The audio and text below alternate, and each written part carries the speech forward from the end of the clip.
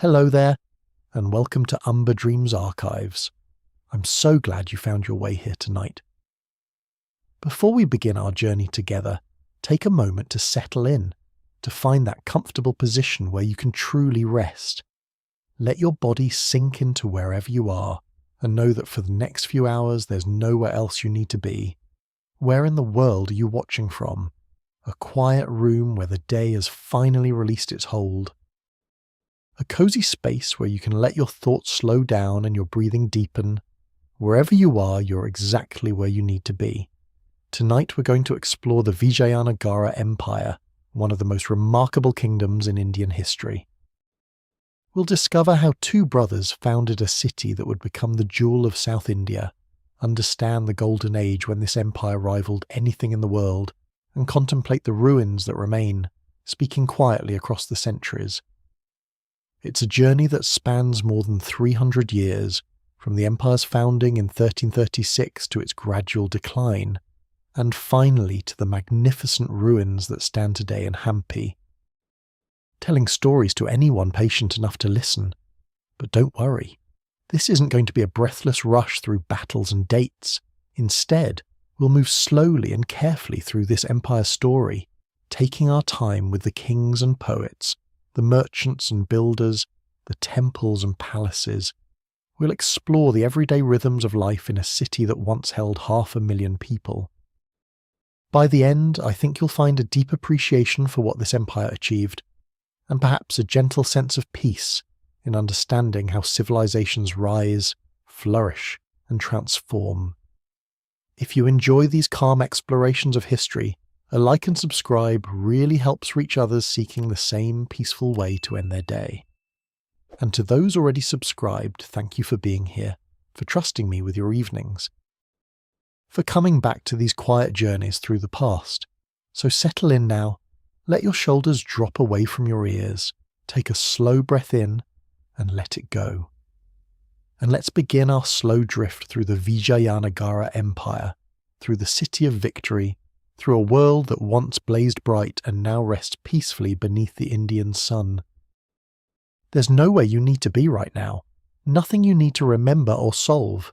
Just listen and let the story unfold like a gentle river finding its way home.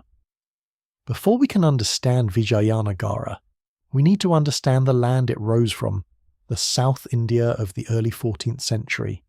Picture, if you will, the Deccan Plateau, that vast elevated region that makes up much of central and southern India.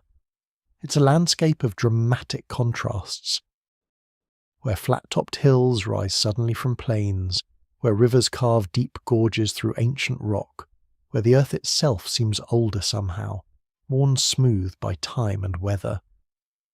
In the area that would become Vijayanagara, massive granite boulders lie scattered across the landscape as if some giant had been playing a game and walked away, leaving the pieces where they fell.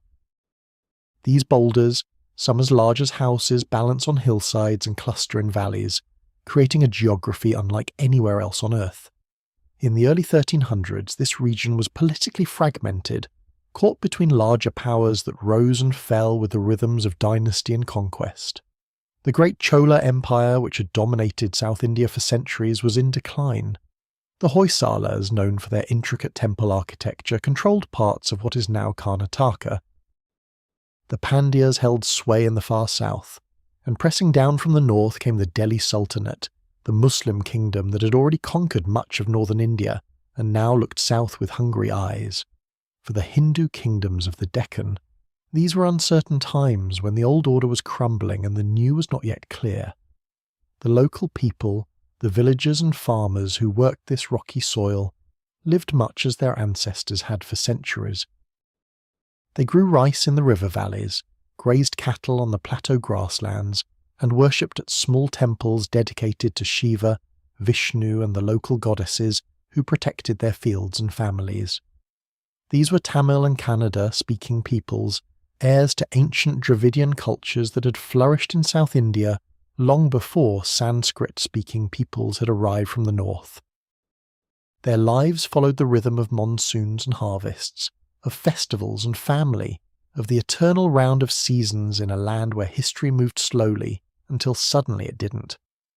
What's fascinating is how this landscape, so seemingly harsh and unpromising, would prove perfect for a great city. Those massive boulders that scattered the hillsides would become natural fortifications, defending the city without needing walls. The Tungabhadra River, flowing broad and steady through the region, would provide water for irrigation, power for mills, and a natural boundary that made the city nearly impregnable from one side. The very rockiness of the soil, which made large-scale agriculture difficult, meant the land had never been densely settled, leaving room for a city to grow without displacing thousands of farming villages. Geography is never just background to history. Sometimes it's destiny, waiting patiently for the right moment to reveal what it has always been meant for. And in 1336, that moment arrived, though no one yet knew it. Two brothers, whose names would echo through the centuries, stood in this boulder-strewn landscape and saw not obstacles but possibilities. They saw not a frontier between kingdoms but the foundation of an empire, and they were right. Though neither they nor anyone else could have imagined how magnificent their city would become, or how long its memory would endure. This is where our story truly begins, in the moment before the City of Victory was born, when the future was still unwritten and anything seemed possible. The traditional story of Vijayanagara's founding centres on two brothers, Harihara and Bukka, though like many origin stories, the historical details blur into legend at the edges. What we know is that these brothers were warriors in service to the Hoysala king, and that they were captured during raids by the Delhi Sultanate, taken north to Delhi, and eventually converted to Islam. But this is where the story becomes interesting, because unlike most captives, they were sent back south with a purpose. The Sultan needed administrators for the newly conquered territories, people who understood the language and customs of the Deccan, and Harihara and Bukka seemed ideal. They were given authority, resources, and a mission to extend Delhi's control over the unruly south. But something unexpected happened, something that would change the course of history. According to tradition, the brothers encountered a sage, a holy man named Vijayanagara, who convinced them to return to their ancestral faith and establish an independent Hindu kingdom as a bulwark against further Muslim expansion into South India. Whether this meeting actually happened as described, or whether the brothers simply recognized that their real power lay in leading their own people, rather than serving distant masters, we cannot know with certainty. What matters is that around 1336, Harihara and Bukka renounced their allegiance to Delhi and founded a new kingdom on the banks of the Tungabhadra River. They called their capital Vijayanagara, which means City of Victory, a name full of hope and defiance. The location they chose was not arbitrary. And this brings us to one of those wonderful moments where practical considerations and spiritual meaning align perfectly. This site was already sacred, home to ancient temples dedicated to Virupaksha, a form of Shiva who'd been worshipped in this region for centuries. By building their capital around these existing holy places, the brothers linked their new kingdom to timeless religious traditions, giving their rule a sacred legitimacy. At the same time, the location offered tremendous strategic advantages. The Tungabhadra River curved around the city on one side, providing both water and defence. The boulder-covered hills formed natural fortifications, and the central position on the Deccan Plateau meant the city could control trade routes running north to south and east to west across southern India.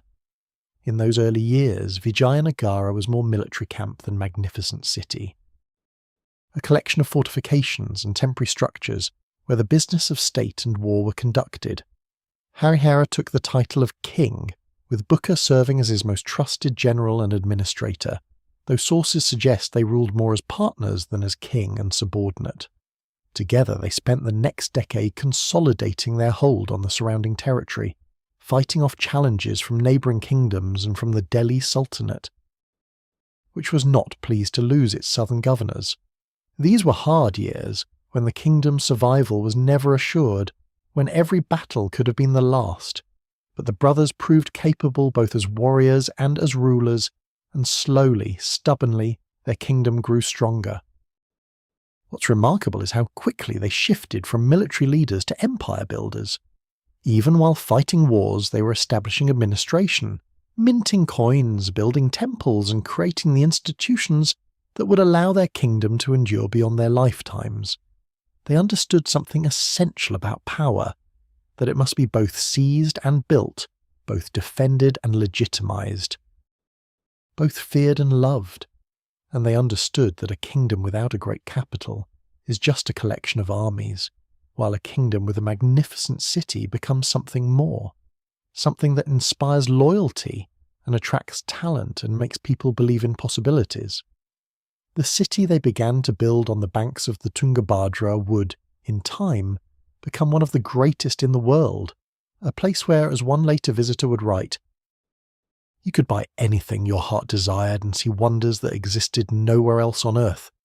But that transformation would take time, vision, and the work of many hands across many generations, and it all began with two brothers and a dream of victory. In the beginning, Vijayanagara was a vision more than a reality, an idea of what a great Hindu capital might be in an age when such cities were increasingly rare. The brothers Harihara and Bukka, along with their advisor Vidyahanya, conceived of a city that would be not just a seat of power, but a statement of cultural and religious identity, a place that would demonstrate that Hindu civilization could still create wonders, still inspire awe, still stand as an equal to any capital in the world. To understand how ambitious this vision was, we need to remember that in the 14th century, the great Hindu kingdoms of northern India had fallen to Muslim conquest, their temples destroyed or converted, their royal families scattered or subjugated. For a new Hindu kingdom to rise and build grandly was an act of defiance and hope. The city began with a sacred centre, the temples and shrines that would give Vijayanagara its spiritual heart.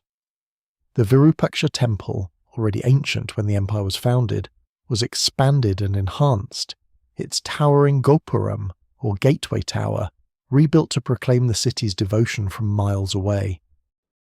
This temple, dedicated to Shiva in his aspect as Lord of Virupaksha Hill, became the religious nucleus around which everything else would orbit. Rituals performed here were state rituals, binding the kingdom to the divine, seeking blessings for victory in war and prosperity and peace. The kings would walk in procession from their palace to this temple, demonstrating to all that their authority came not from might alone but from divine favour, from their role as protectors of Dharma, the cosmic order.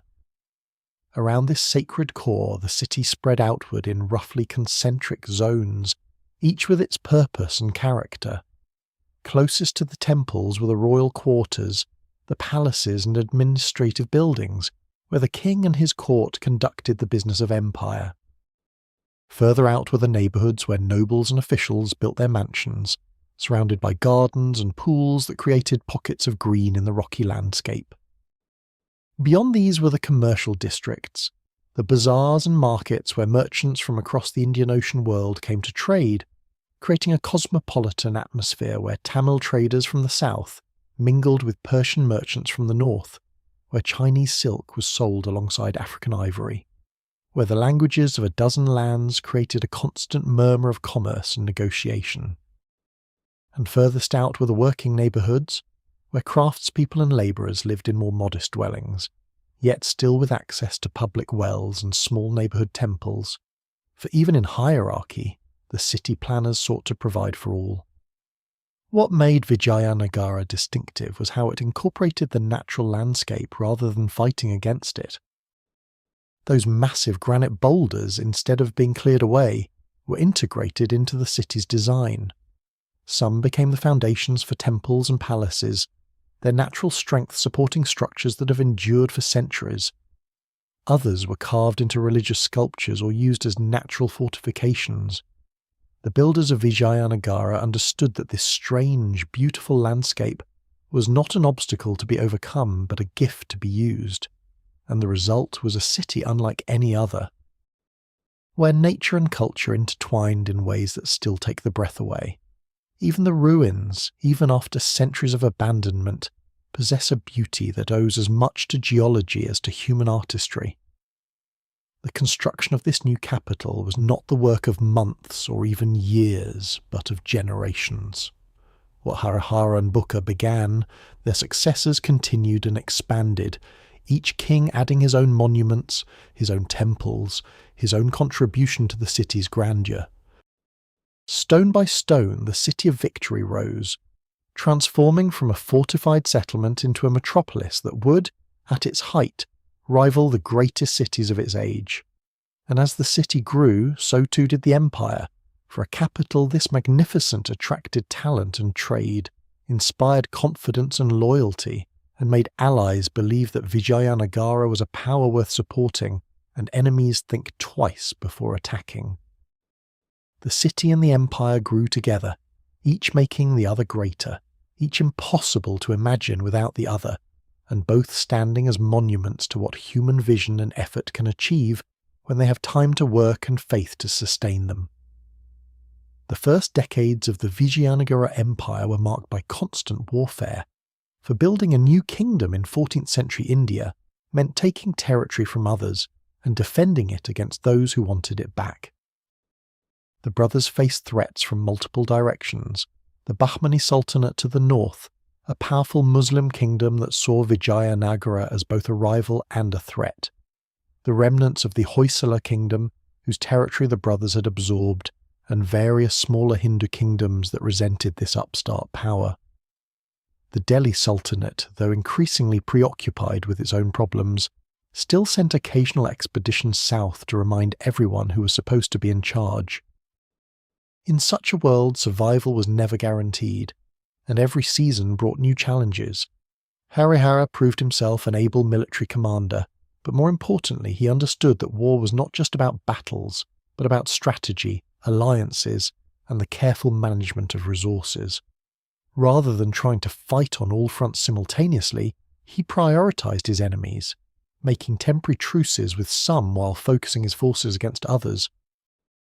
He fortified key positions, built watchtowers on the hills surrounding Vijayanagara, and established a network of forts across his territory that could serve as bases for his armies and refugees for his people during invasions. These forts, many built atop those convenient granite hills, were nearly impregnable when properly garrisoned, forcing enemies to bypass them or commit to long sieges that drained resources and morale. When Harihara died around 1356, having ruled for 20 years, the kingdom passed peacefully to his brother Bukka, a transition that was by no means inevitable in an age when succession often meant civil war. Bukka had been Harihara's partner in all things, and he continued his brother's policies with the same careful mixture of warfare and statecraft. Under Bukka's rule, the empire expanded significantly southward, absorbing territories that had belonged to the declining Hoysala kingdom and reaching almost to the southern tip of India. This southern expansion was crucial, for it gave Vijayanagara control of important ports on both the eastern and western coasts, ports that would become essential to the empire's economic prosperity through trade with Southeast Asia, China, Arabia, and eventually Europe. But Bukka faced a formidable new challenge: the rise of the Bahmani Sultanate, a Muslim kingdom established in 1347 by rebels against Delhi rule. The Bahmani sultans were ambitious, capable rulers who controlled much of the northern Deccan and who viewed Vijayanagara as the main obstacle to their own expansion southward. The conflict between Vijayanagara and the Bahmanis would define Deccan politics for the next 2 centuries, a long rivalry marked by periodic wars, shifting alliances, and a surprising amount of cultural exchange despite the religious differences between the kingdoms. These were not religious crusades, despite how they have sometimes been portrayed, but pragmatic struggles for power and territory, and both sides were willing to make alliances across religious lines when it suited their interests. What's important to understand is that through all these conflicts, Vijayanagara was not just surviving but growing stronger. With each successful defence, the empire's prestige increased. With each conquered territory, its resource base expanded. And with each passing year, the capital became more magnificent, more populous, more clearly the centre of something significant. The early period of constant warfare, rather than weakening the empire, forged it into something resilient and capable, creating military traditions and administrative structures that would serve it well in the centuries to come. By the time Bukka died around 1377, the Vijayanagara Empire was established as one of the major powers of South India. Its capital was a growing city, and its future, though never certain in that turbulent age, looked brighter than it had when two brothers first stood on the banks of the Tungabhadra and dreamed of victory. To truly understand Vijayanagara, we must understand that it was never just a political capital, but a sacred landscape, a place where the earthly and the divine were believed to interpenetrate in especially profound ways. The Hindu concept of tirtha, sacred ford or crossing place, applied to the entire region. The Tungabhadra River was not merely a source of water and a defensive barrier, but a manifestation of the goddess Pampa, said to have done penance on the riverbank to win Shiva as her consort. The boulders that covered the hills were not just stone, but the remnants of divine events, fragments of cosmic battles or meditation seats of ancient sages. Every feature of the landscape had a story, a connection to the great epics and Puranas, the mythological texts that gave meaning to the Hindu world. The builders of Vijayanagara were deeply conscious of this sacred geography, and incorporated it into their city planning in ways both subtle and grand. Temples were positioned to align with significant landscape features, their main shrines oriented towards sacred peaks, or designed so that the rising sun on particular holy days would illuminate the deity's image. Processional routes followed paths that connected multiple sacred sites, creating circuits that pilgrims and kings alike could traverse, accumulating spiritual merit with each step. The city became a kind of three-dimensional mandala, a representation of cosmic order made manifest in stone and water, in streets and shrines, in the careful placement of every significant structure. The Virupaksha temple complex, which we have mentioned before, deserves deeper attention because it was the spiritual heart of this sacred landscape. Dedicated to Virupaksha, a form of Shiva, this temple was already ancient when the empire began, its origins lost in the mists of time. But it was continuously expanded and enhanced by successive Vijayanagara kings. The temple's towering gopuram, reaching toward the sky, was rebuilt to impressive heights, visible from great distances and serving as a landmark for travellers approaching the city. Inside the temple complex, numerous smaller shrines created a spiritual ecosystem where different aspects of the divine could be worshipped. The temple elephant, a tradition that continues to this day, would bless pilgrims with its trunk.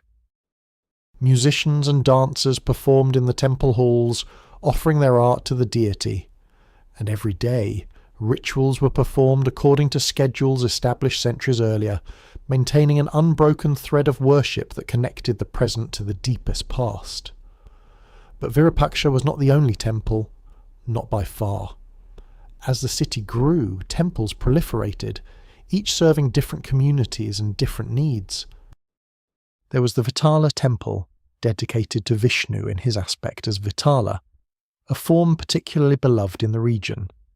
Its famous stone chariot, a temple structure carved to resemble the processional chariots used in festivals, stands as one of the finest examples of Vijayanagara architecture, its wheels carved so delicately they once actually turned. There was the Hazara Rama temple, the king's own chapel, where the royal family worshipped and where the walls were covered with intricate friezes depicting scenes from the Ramayana epic. There were countless smaller temples, neighbourhood shrines, and wayside shrines where ordinary people could offer prayers and make simple offerings. This proliferation of sacred architecture reflected not just royal patronage, but a broader culture that saw temple building as one of the highest forms of service to community and cosmos. Wealthy merchants built temples as acts of piety, and also as statements of status. Trade guilds constructed shrines to their patron deities. Even relatively modest families might sponsor a small shrine or contribute to temple maintenance.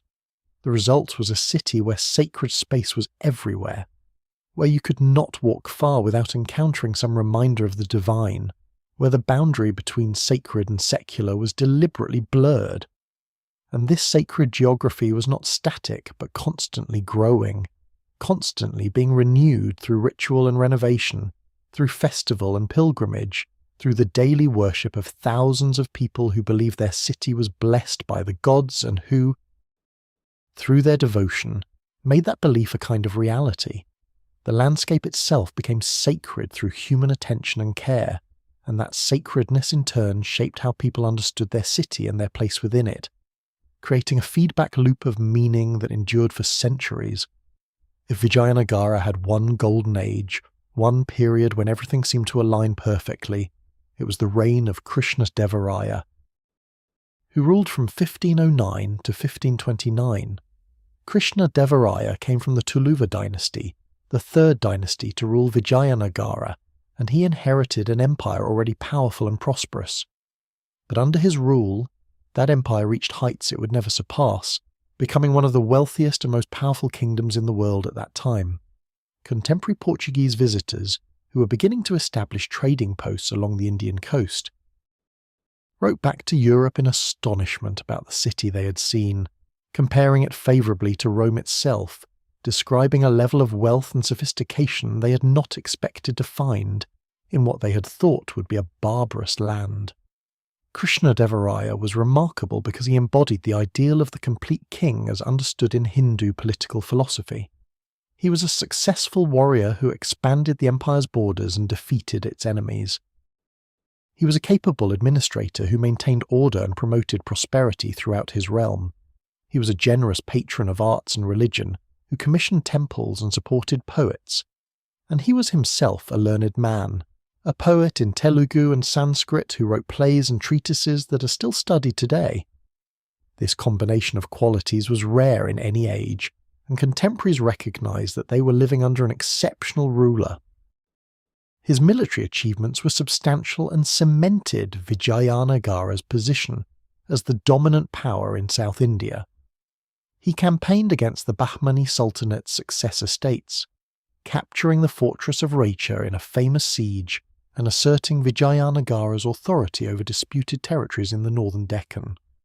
He led expeditions to the east coast, bringing the Gajapati kingdom of Orissa under Vijayanagara's influence, and securing control of important ports that would funnel trade wealth into his treasury. These were not just raids for plunder, though there was certainly that, but strategic campaigns designed to expand the empire's resource base and eliminate potential threats. Krishnadevaraya understood that in the geopolitics of 16th century India, a kingdom that was not expanding was vulnerable, and he made sure Vijayanagara was secure by ensuring it was strong. But warfare was only part of his legacy, and perhaps not even the most important part. Krishnadevaraya's court became a magnet for talent from across South India and beyond. The 8 great poets of his court, the Ashtadigajas, included Alasani Pedana, whose epic poem Manucharitra is considered a masterpiece of Telugu literature. Musicians and dancers performed in the royal halls. Scholars debated points of philosophy and law. The king himself participated in these intellectual pursuits, not as a dilettante, but as a serious practitioner who could hold his own with professional poets and scholars. This cultural flowering was not separate from his military and political success, but complementary to it, for a court that could attract the best minds and talents of the age was a court that commanded prestige and soft power, making allies want to associate with Vijayanagara and rivals hesitate to challenge it. Under Krishnadevaraya, the capital city reached its peak of magnificence. New temples were built and old ones expanded. The Vitala temple, with its famous stone chariot and musical pillars that produced different notes when struck, was substantially completed during his reign. The city's water systems were improved and extended, ensuring that even during dry seasons, the city's 500,000 inhabitants had access to fresh water. Markets thrived, filled with goods from across the known world. And the royal palace complex grew ever more elaborate, with new halls for audiences and ceremonies, private apartments for the royal family, and facilities for the enormous household that surrounded an Indian emperor. When Krishnadevaraya held court, foreign ambassadors and local nobles alike were awed by the display of wealth and power, the ordered majesty of a court that ran with precision and splendour. What's perhaps most touching about Krishnadevaraya's reign is that those who lived through it seemed to know they were experiencing something special. The poets of his court celebrated his victories and virtues in language that, while certainly flattering, also conveys genuine admiration. Later historians looked back on his reign as the standard against which all other kings were measured and usually found wanting. And when he died in 1529, there was a genuine sense of loss, a feeling that something bright had passed from the world. His successors would try to maintain what he had built, and for a time they would succeed. But the empire would never quite recapture the magic of those 2 decades when everything seemed possible, when Vijayanagara stood as tall as any power in India, and when a poet king ruled with wisdom, strength, and grace. The Golden Age would continue for some decades more, but already in 1529, its brightest moment had passed, like a summer's day that has reached its warmest hour and now begins, almost imperceptibly, the slow turn toward evening. Behind the grandeur of Vijayanagara, behind the magnificent temples and victorious armies, was an elaborate machinery of government that kept the empire functioning day after day, year after year. The empire at its height controlled a vast territory. Stretching from the Tungabhadra River in the north almost to the southern tip of India, and from the Bay of Bengal in the east to the Arabian Sea in the west. Governing such an expanse required more than just royal will. It required systems, hierarchies, protocols, and an army of officials who could translate the emperor's intentions into reality across hundreds of miles and millions of subjects. At the top of this hierarchy was the emperor himself, whose authority was theoretically absolute, but in practice was constrained by tradition, by the need to maintain the support of powerful nobles, and by practical limits on how much any one person could control. The emperor was advised by a council of ministers, though the exact composition and power of this council varied with each ruler. Some emperors listened carefully to their advisors, others treated the council as a formality and made decisions independently. Beneath the central government were the provincial governors, usually members of the royal family or trusted nobles who controlled large territories and commanded their own armies. These governors enjoyed considerable autonomy in running their provinces, collecting taxes, maintaining order, and defending against external threats, but they owed allegiance to the emperor and had to provide troops and tribute when required. The revenue system that funded this empire was complex and, for its time, quite efficient. Land was surveyed and assessed for its productive capacity, with villages owing a percentage of their harvest to the state, usually somewhere between 1/6 and 1/3 of the crop, depending on the fertility of the land and the efficiency of local irrigation. This agricultural tax was the foundation of state revenue, but there were also taxes on trade, on artisans, on various professions, and special levies for particular purposes like temple construction or military campaigns. Tax collection was contracted out to local officials who bid for the right to collect taxes in a given area, keeping a percentage for themselves and remitting the rest to the treasury. This system, while open to abuse, meant the central government did not need to maintain a vast bureaucracy of tax collectors, and it gave local entrepreneurs a stake in the empire's prosperity, since their income depended on the economic vitality of their districts. The military organisation of Vijayanagara was equally sophisticated and reflected the empire's constant need to defend its borders and project power against its rivals. The core of the army was the emperor's own force, maintained at the capital and loyal directly to him. This included cavalry units that were highly mobile and could respond quickly to threats, infantry armed with swords, spears and bows, and war elephants that served as both shock troops in battle and symbols of royal power. Beyond this standing army, each provincial governor maintained his own forces, which could be called upon in times of war. And below that were the local militias. village men trained in basic military skills who could be mobilized to defend their regions or supplement the main armies on campaign.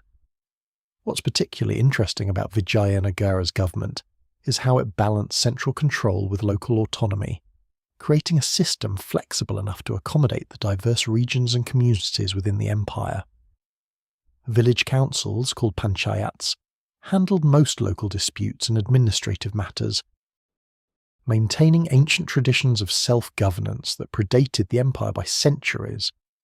Merchant and craft guilds regulated their trades, set standards, and even sometimes maintained their own armed guards to protect caravans. Religious institutions, especially major temples, controlled significant land holdings and conducted their own administrative and judicial affairs within their domains. The empire was less a unified bureaucratic state in the modern sense, and more a network of overlapping authorities and loyalties, held together by the emperor's prestige, by mutual self-interest, and by the belief that Vijayanagara represented a legitimate expression of Hindu political and social order. Daily life at the court itself was governed by elaborate protocols that reflected the cosmic order as understood in Hindu philosophy. The emperor's day followed a carefully choreographed schedule of audiences, religious rituals, administrative work, and private time. Morning audiences were public affairs where anyone could petition the emperor for justice, at least in theory, creating a direct link between ruler and ruled. Later audiences were more private, reserved for important nobles, foreign ambassadors, or matters of state that required confidentiality. The physical layout of the palace reinforced these hierarchies. With outer courtyards accessible to many, middle courtyards restricted to officials and nobles, and inner apartments where only family and close attendants could enter. Even the seating arrangements at audiences communicated status, with positions relative to the emperor indicating one's place in the hierarchy of power and prestige. It was a world of symbols and rituals, where every gesture had meaning, and where maintaining proper form was as important as the substance of government, because form was substance, the visible expression of an ordered universe where everyone and everything had its proper place. Let's return now to the Virupaksha temple, the spiritual heart of Vijayanagara, and explore it more deeply, for understanding this temple is essential to understanding the city and empire it anchored. The temple complex as it exists today, even in ruins, covers a vast area, with the main temple surrounded by smaller shrines, halls, pavilions, and the infrastructure that supported daily worship and annual festivals. To walk through this space, even now, is to move through layers of history and devotion, where every stone has been touched by countless hands, where prayers have been offered for more than 1,000 years, where the sacred and the everyday intertwined in ways that modern secular minds sometimes struggle to comprehend. The main temple structure follows the classic South Indian plan, with a tall gopuram, the gateway tower, marking the entrance. This gopuram, rebuilt and enhanced during the Vijayanagara period, rises 9 tiers high, each tier decorated with sculptures of deities, celestial beings, and geometric patterns. The tower is oriented eastward, so that the rising sun illuminates its western face each dawn, a daily reminder of the cosmic cycles of light and darkness, birth and death, that govern all existence. Passing through this gopuram, pilgrims entered a series of courtyards, each more sacred than the last, each bringing them closer to the inner sanctum where the deity resided. This progression from outer to inner, from public to increasingly private space, mirrors the spiritual journey from the material world toward union with the divine. The temple was not just a place of individual worship, but the center of an elaborate ritual economy that employed hundreds of people and distributed wealth throughout the community. There were priests who performed the daily rituals, offering food, water, and flowers to the deity according to schedules that varied by season and festival. There were musicians who played at specific times of day, their music an offering that was also entertainment for the gathered devotees. There were dancers Devadasis, temple dancers who were married to the deity and whose performances were acts of worship. There were gardeners who grew the flowers used in offerings, lamplighters who maintained the oil lamps that burned day and night, sweepers who kept the sacred spaces clean, and countless other specialists whose work made the temple function. The temple also served important economic and social functions beyond the purely religious. It owned extensive agricultural lands, donated by kings and wealthy devotees over the centuries, and the income from these lands supported the temple's operations and provided charity to the poor. The temple treasury served as a kind of bank where people could deposit valuables for safekeeping. The temple courts handled disputes, particularly those involving religious matters or violations of caste rules, and during the great festivals when tens of thousands of pilgrims descended on Vijayanagara, the temple complex became a massive logistical operation, providing food, water, and shelter to visitors while orchestrating processions and rituals that could involve thousands of participants. The annual Virupaksha festival, celebrating the marriage of the god to the goddess Pampa, was the high point of the religious calendar and also a major state occasion. The emperor himself participated in the festivities, walking in procession from the palace to the temple, demonstrating his devotion and also his role as patron and protector of religion. The deity was taken out of the inner sanctum and placed on an elaborately decorated chariot, which was then pulled through the streets by hundreds of devotees, the ropes considered so sacred that touching them was itself an act of worship. Musicians played, dancers danced, and the air filled with the scent of incense and flowers, and the sounds of bells and drums and thousands of voices chanting and singing. For those few days, the entire city became a temple, a space where the divine presence was made manifest in celebration and colour and joyful devotion. What's perhaps most remarkable about the Virupaksha temple is that it still functions, still serves as a place of worship more than 600 years after Vijayanagara's founding and 400 years after the city's fall. Priests still perform the daily rituals. Pilgrims still come to seek blessings. The temple elephant still wanders the complex, offering blessings to visitors.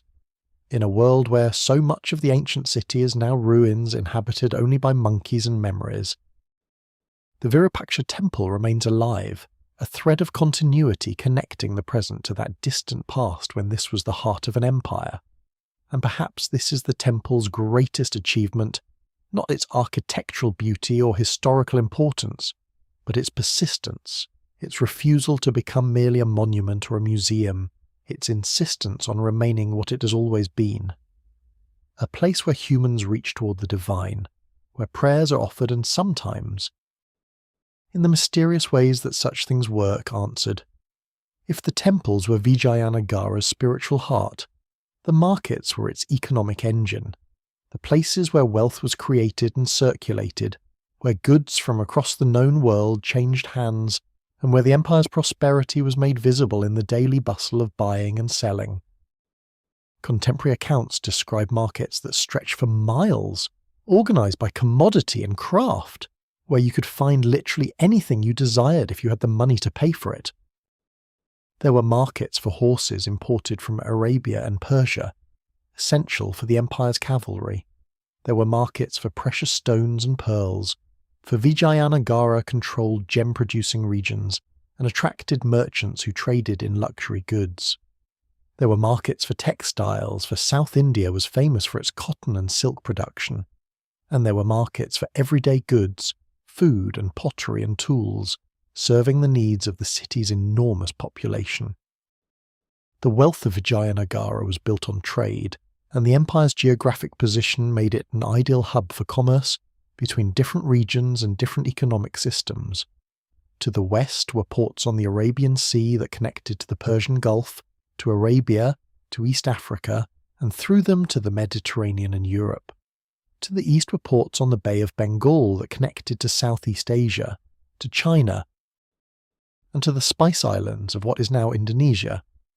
Goods flowed through Vijayanagara from all these directions, and the empire's merchants and rulers took their cut of each transaction through taxes, through direct trade, and through control of key commodities. The kingdom's customs duties and market fees were significant sources of revenue, supplementing the agricultural taxes that formed the foundation of state finance. The Portuguese, who established trading posts on India's western coast in the early 16th century, were particularly impressed by Vijayanagara's markets and by the business acumen of its merchants. Their accounts describe a highly monetized economy where gold, silver, and copper coins circulated freely and where sophisticated financial instruments like letters of credit allowed merchants to conduct business across long distances without carrying heavy and vulnerable loads of precious metal. There were moneylenders who provided capital to traders, taking interest that was limited by law but still profitable. There were insurance schemes to protect against the loss of goods in transit. There were partnerships and joint ventures that allowed smaller merchants to pool resources for large undertakings. In many ways, Vijayanagara's commercial sophistication rivaled anything in contemporary Europe and exceeded it in some respects. But commerce in Vijayanagara was not just about individual enrichment or even state revenue. It was embedded in social and religious frameworks that gave it meaning beyond mere profit. Successful merchants were expected to use their wealth in ways that benefited the community, building temples, endowing religious institutions, providing public works like wells and rest houses for travellers, and supporting religious festivals. This was not purely altruistic. Such generosity brought prestige and social status, enhanced the merchant's standing in his community, and was believed to generate spiritual merit that would benefit the merchant in this life and the next. But the effect was to create a circulation of wealth that flowed from commerce to community, from private gain to public good, preventing wealth from concentrating entirely in a few hands and maintaining social cohesion. The markets themselves were not just economic spaces but social ones, places where people from different communities and castes interacted, where news was exchanged, where marriages were arranged and business partnerships formed. The market was where you learned what was happening in the empire and the wider world, where you heard about wars and peace treaties, about good harvests and failed monsoons, about opportunities and dangers. For women, whose movements in traditional Hindu society were often restricted, the market was one of the few public spaces they could access relatively freely, especially when shopping for household needs. And for the empire's substantial Muslim minority, merchants and craftspeople who had settled in Vijayanagara despite its status as a Hindu kingdom, the markets were places where religious differences mattered less than commercial relationships, where a good price and honest dealing trumped questions of faith and identity. What we see in Vijayanagara's markets, then, is a microcosm of the empire itself, diverse, prosperous, organised, yet flexible, where different people and communities found ways to coexist and cooperate because it was in everyone's interest to do so. The empire's rulers understood that commerce was essential to their power and generally maintained policies that supported trade, good roads, protection of merchants, standardised weights and measures, and a relatively stable currency.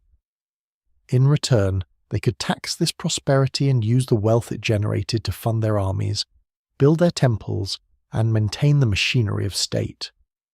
It was a system that worked remarkably well for several centuries, creating one of the most prosperous economies in the world during Vijayanagara's golden age, an economy whose wealth is still visible in the ruins of the markets and merchant houses that line the ancient streets, silent now but once thrumming with life and transaction, and the endless human activity of buying and selling and dreaming of profit. The prosperity and stability of Vijayanagara, particularly during its golden age in the 15th and 16th centuries, created conditions for an extraordinary flowering of arts and literature. When kingdoms are constantly fighting for survival, when resources are scarce and the future uncertain, there is little energy or capital for culture beyond the essential rituals that maintain social order. But when a kingdom becomes an empire, when its borders are secure and its treasuries full, when its rulers have the leisure and inclination to look beyond mere survival, then culture blooms, and that blooming enriches not just the present, but future generations who inherit the works that genius and patronage together create. Literature in particular flourished under Vijayanagara patronage, with the empire supporting poets and scholars working in multiple languages. Sanskrit, the ancient language of Hindu scripture and high culture, continued to be used for religious and philosophical works. But the real innovation came in the regional languages, especially Telugu and Kannada, which under Vijayanagara patronage evolved from primarily spoken tongues into sophisticated literary languages capable of expressing the full range of human experience and emotion. The Telugu poets of Krishnadevaraya's court, the famous Ashtadigajas or 8 elephants of poetry, produced epics and lyrics that are still recited and studied today, works that took the themes of classical Sanskrit literature and retold them in a language that ordinary people could understand, making high culture accessible to a broader audience. Alasani Pedana, the greatest of these Telugu poets, wrote the Manu Charitra, an epic retelling of an episode from the Mahabharata, the ancient Sanskrit epic. But Pedana's version was not just a translation. It was a recreation that transformed the story through his own poetic vision, adding layers of meaning and beauty that made it distinctly Telugu, while remaining faithful to the Sanskrit original. Krishnadevaraya himself wrote in Telugu, producing the Amuktamalyada, a devotional poem about the love between a 9th century princess and the god Vishnu. That an emperor would write poetry, and write it well enough to earn the respect of professional poets, tells us something important about Vijayanagara's culture. It valued learning and artistic achievement alongside martial prowess and political skill. The visual arts also reached new heights during this period. The temples built under Vijayanagara patronage, particularly during the reigns of Krishnadevaraya and his immediate predecessors and successors, represent some of the finest achievements of South Indian architecture. The sculptors who carved these temples developed a distinctive Vijayanagara style, characterized by elaborate detail, dynamic compositions, and a certain exuberance that distinguished their work from the more austere styles of earlier periods. The temples were covered, sometimes from base to summit, with carved figures, gods and goddesses, mythological scenes, portraits of donors and kings, animals both real and fantastic, and geometric patterns of extraordinary complexity. Each temple was a kind of illustrated encyclopedia of Hindu mythology and cosmology, a textbook in stone for those who could read its symbols. The famous musical pillars in the Vitala temple, which produce different musical notes when struck, demonstrate the sophisticated understanding of acoustics that Vijayanagara's architects possessed. These pillars were not just functional structural elements, but musical instruments integrated into the temple's architecture, allowing musicians to perform for the deity using the temple itself. The stone chariot in the same temple, carved from a single piece of granite to resemble the wooden processional chariots used in festivals, shows the sculptor's virtuosity and their delight in technical challenges. Its wheels were originally designed to turn, though they have been permanently fixed now to prevent damage, and every detail of a real chariot down to the ropes and decorations has been faithfully recreated in stone. Music and dance were integral to Vijayanagara's cultural life, particularly in the context of temple worship. The Devadasis, temple dancers who were dedicated to deities and who performed in temple festivals and daily rituals, preserved classical dance forms that might otherwise have been lost. These women occupied an unusual position in society. They could not marry mortal men since they were already married to the deity. But they often enjoyed considerable social status and economic independence, and some became famous for their artistry. The music that accompanied their dancing followed ancient traditions, but also incorporated new compositions and styles, creating a living tradition that evolved while maintaining continuity with the past. What's remarkable about Vijayanagara's cultural achievements is how they combined patronage from above with creativity from below. How royal sponsorship and popular enthusiasm reinforced each other. Kings built temples and supported poets, but merchants and guild members also commissioned art and literature. Professional artists served the court, but they also worked for anyone who could pay their fees. Classical forms were respected and maintained, but innovation was welcomed when it served the purpose of expressing devotion or beauty. The result was a cultural ecosystem that was both conservative and creative, that honoured tradition while making room for new voices and visions, and that produced works that continue to move and inspire more than 500 years after they were created. Speaking across the centuries in languages of stone and verse and melody, that time has diminished but not silenced. Water in South India was never something to be taken for granted. The monsoons brought rain in torrents for a few months each year, transforming dry riverbeds into raging floods, turning the landscape green and lush. But the rest of the year was dry, often brutally so, when every drop of water became precious, and wells ran low and drought became an ever-present threat. Managing water, storing it during the monsoon and distributing it during the dry season was essential to supporting a large urban population, and the engineers and planners of Vijayanagara were masters of this art, creating water systems that were both technically sophisticated and aesthetically beautiful, that served practical needs while also creating spaces of serenity and cooling beauty in the midst of a rocky, often harsh landscape. The Tungabhadra River was the foundation of Vijayanagara's water system, a reliable source even during dry seasons because it was fed by monsoons falling in distant mountains. From the river, water was channeled through a network of canals and aqueducts that carried it to different parts of the city. These channels were engineered with remarkable precision, sloping at just the right angle to maintain flow without causing erosion, built of stone or carved through solid rock where necessary, and equipped with gates and sluices that allowed water to be directed where it was needed. The main canal ran for miles, branching into smaller channels that fed the city's numerous tanks and reservoirs, creating a distribution network that ensured even distant neighbourhoods had access to water. Tanks, artificial reservoirs, were a distinctive feature of South Indian urban planning, and Vijayanagara had dozens of them, ranging from small neighbourhood tanks to enormous reservoirs that could hold millions of gallons. These tanks served multiple purposes.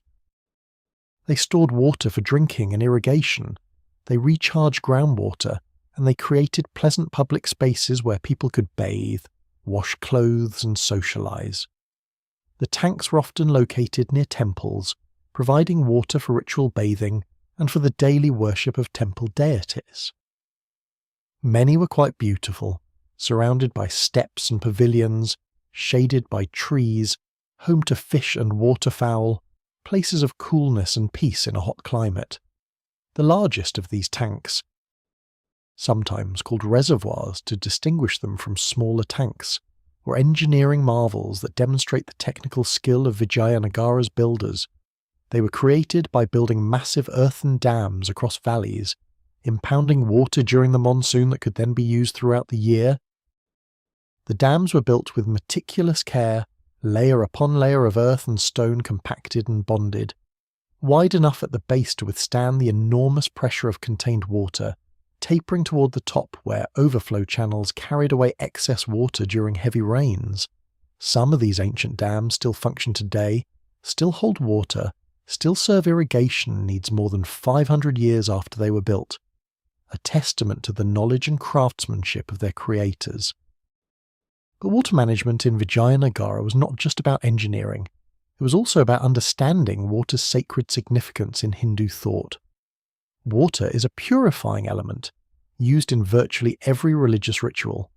Rivers are goddesses, and bathing in sacred rivers washes away sins and brings spiritual merit. By bringing water from the Tungabhadra to temples and neighbourhoods throughout the city, by creating tanks that allowed ritual bathing, the city's planners were not just solving a practical problem but creating sacred infrastructure, making the goddess's purifying power accessible to all the city's inhabitants. The elaborate royal baths, like the famous Queen's Bath, were not just places to bathe, but spaces for ritual and ceremony, where water and architecture combined to create experiences of beauty and sanctity. The gardens of Vijayanagara, which were famous in their time, depended entirely on this sophisticated water system. In those terraced gardens, water was channeled through fountains and pools, creating microclimates where delicate plants could thrive, where nobles and wealthy merchants could escape the heat in pavilions surrounded by flowers and the sound of falling water. These gardens were designed according to principles laid out in ancient texts on architecture and aesthetics, with specific layouts and plant selections that created harmonious spaces pleasing to all the senses. They have long since vanished, returned to the rocky soil from which they were conjured, but traces remain. Channels carved in stone, foundations of pavilions, cisterns that once fed fountains, enough to let us imagine what has been lost. Those islands of green and coolness and flowing water in the midst of a stone city under a burning sun. Our understanding of Vijayanagara at its height comes not just from inscriptions and ruins, but from the accounts of foreign visitors who came to the city and recorded what they saw. These accounts are invaluable because they provide perspectives unconstrained by the conventions that governed Indian writers of the period, because they noticed things that locals took for granted, and because they allow us to see Vijayanagara as it appeared to those encountering it for the first time, with all the wonder and shock and fascination that the unfamiliar can provoke. 3 accounts in particular stand out, from visitors who came in the 15th and early 16th centuries when the empire was at or near its peak. The first is from Abdur Razak, a Persian ambassador from the court of Shah Rukh of Herat, who visited Vijayanagara in 1443. Razak was a sophisticated man, a scholar and diplomat who had seen much of the Islamic world, and he was deeply impressed by what he found in South India. He describes the city in terms that border on hyperbole, but which are confirmed by other sources: the immense population, the magnificent buildings, the wealth on display in the markets and at court.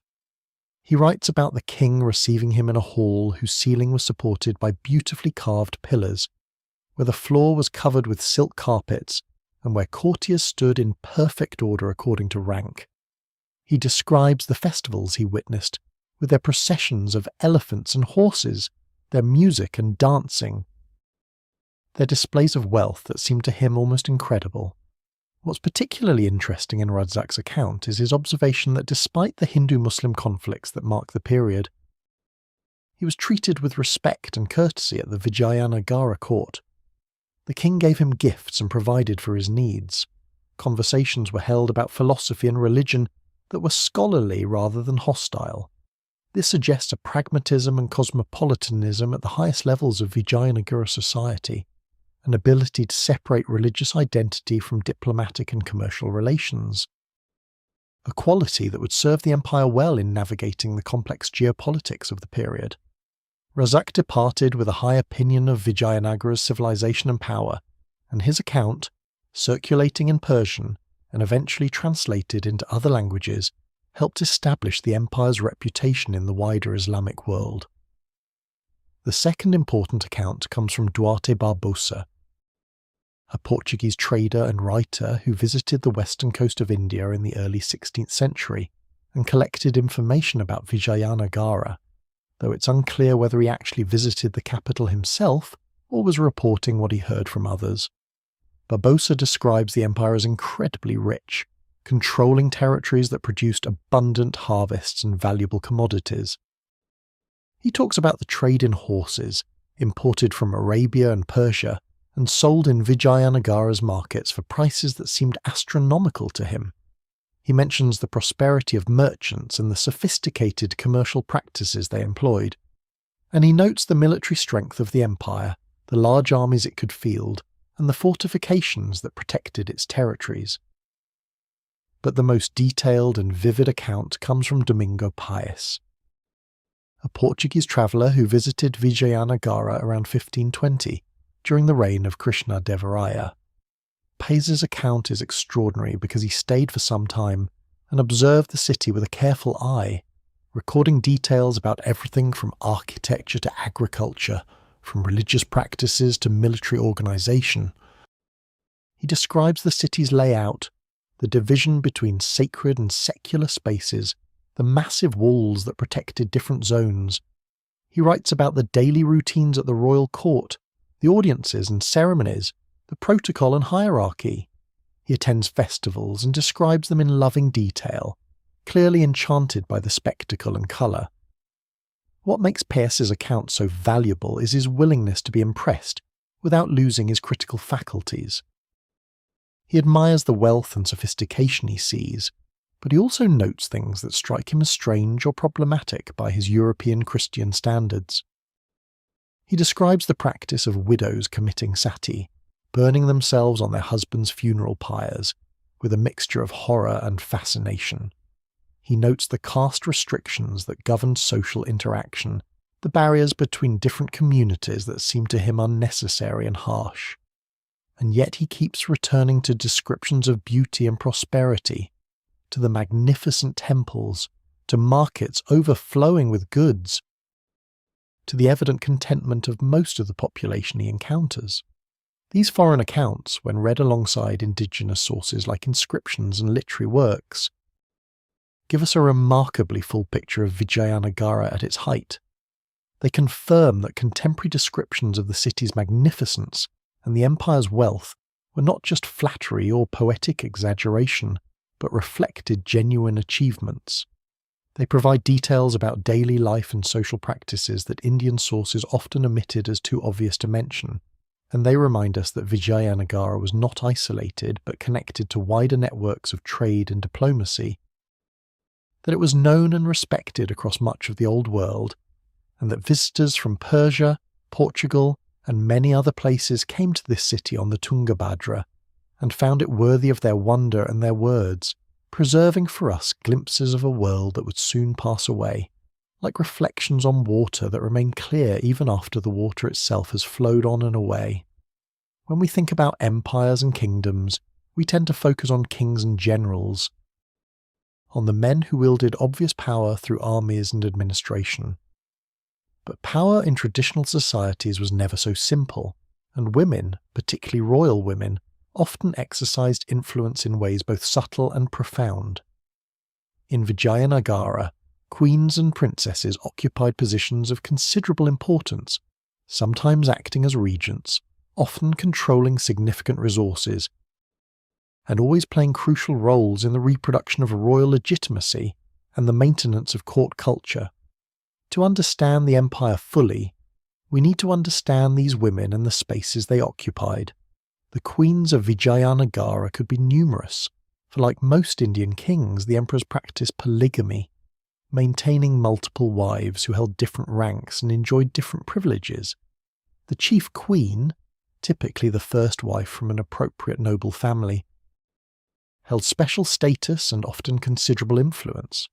She might be consulted on important state matters, particularly those involving religious patronage or social welfare. She controlled her own household, her own revenues from assigned lands, and her own agents who carried out her wishes. In some cases, when kings died leaving young heirs, queens or queen mothers served as regents, actually governing the empire until the prince came of age. The historical record shows several instances of queens issuing orders, making land grants to temples, and conducting state business in their own names. But royal women's influence extended beyond formal power to the softer but no less important realm of culture and patronage. Queens were often great patrons of temples and religious institutions, endowing them with land and wealth, sponsoring festivals and supporting priests and scholars. This religious patronage was not peripheral to statecraft but central to it. For in a society where religious legitimacy mattered enormously, the royal family's demonstrated devotion helped secure the loyalty and support of the population. Queens' names appear on temple inscriptions alongside their husbands, recorded for posterity as donors and devotees, their piety presented as a model for other women to emulate. The physical spaces of the palace were divided by gender, with elaborate women's quarters, the zenana, where royal women lived lives that were secluded yet not necessarily constrained.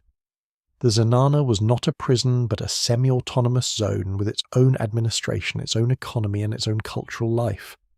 Within these spaces women could move freely, could socialize with each other and with female relatives and servants, could engage in activities like music and dance and poetry that were considered inappropriate in mixed company. The walls that separated the zenana from the men's quarters protected royal women's honour and privacy, but they also created a space where women could exercise agency away from direct male supervision.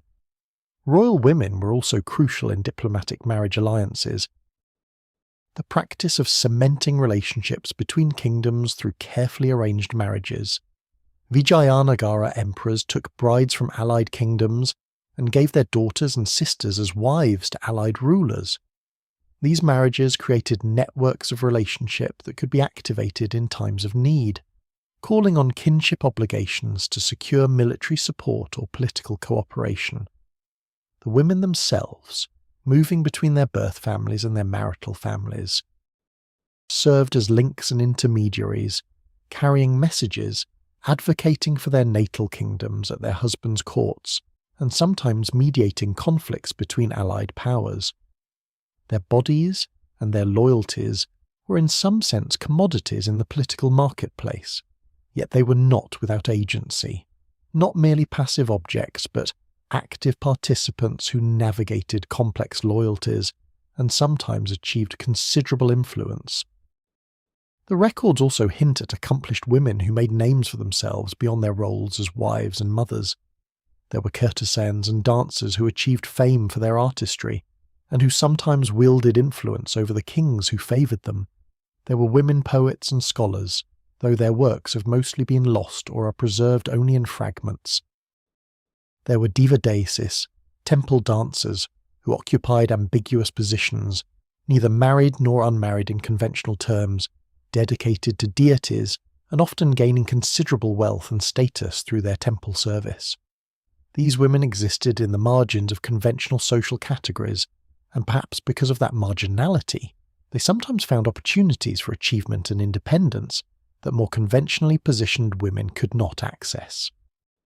What we see, when we look carefully at the evidence, is that royal women in Vijayanagara, like royal women in many pre-modern societies, exercise power through means both direct and indirect, through formal institutions and informal influence, through public patronage and private counsel.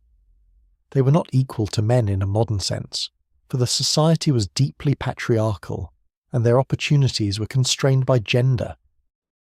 But neither were they powerless or mere decorations, and their contributions to the empire's functioning and to its cultural life were essential, even if they are harder for us to see clearly across the centuries, because the records were mostly written by men who took women's contributions for granted, or considered them too obvious to need recording, leaving us to read between the lines and imagine what the full story might have been if women had written their own histories. The military strength of Vijayanagara was fundamental to its survival and expansion, for in the turbulent world of medieval South India, a kingdom that could not defend itself would not last long. The empire's armies were among the largest and most sophisticated in the subcontinent, incorporating infantry, cavalry and elephants in integrated forces that could campaign across varied terrain and against diverse enemies. Understanding these military forces helps us appreciate how Vijayanagara maintained its dominance for so long, and also provides insight into the empire's eventual vulnerabilities when the nature of warfare changed in ways it could not quickly adapt to. The core of any South Indian army was its infantry, foot soldiers armed with a variety of weapons suited to different tactical situations. There were swordsmen carrying the curved talwar blades that were devastating in close combat. There were spearmen whose long weapons could keep enemies at a distance and were particularly effective against cavalry charges. There were archers whose composite bows could strike from afar, though the effectiveness of archery in Indian warfare was always limited by the fact that armour and shields provided good protection against arrows. These infantry were organised into units of various sizes, with clear chains of command and specialists who performed specific functions in battle. Many were professionals, soldiers who made warfare their career, though the empire could also mobilize militia forces for defensive purposes or to supplement the main armies during major campaigns. Cavalry was the prestige arm of the military, and also one of its most expensive, for horses suitable for warfare had to be imported at great cost from Arabia, Persia, and Central Asia. South India did not produce quality war horses, and so Vijayanagara, like other Indian kingdoms, depended on a constant flow of imports to maintain its mounted forces. The horse trade was one of the empire's major expenses and also a strategic vulnerability, for any disruption in the supply could weaken the cavalry. Nonetheless, mounted soldiers were essential for the mobility they provided, for reconnaissance, for pursuing broken enemy forces, and for the shock value of a cavalry charge. The best cavalry were heavily armoured nobles and their retainers, men who could afford the finest horses and equipment, and who trained from childhood in the arts of mounted combat. War elephants were perhaps the most distinctive element of Vijayanagara's military, and contemporary accounts describe them with a mixture of awe and terror. Elephants were living tanks, nearly invulnerable to most weapons when properly armoured, capable of crushing through enemy formations and causing panic by their sheer size and power. An elephant in battle carried multiple warriors, a mahout or driver, archers or spear throwers who attacked from the howdah or platform on the elephant's back, and sometimes blade-wielding soldiers who fought from the elephant's sides.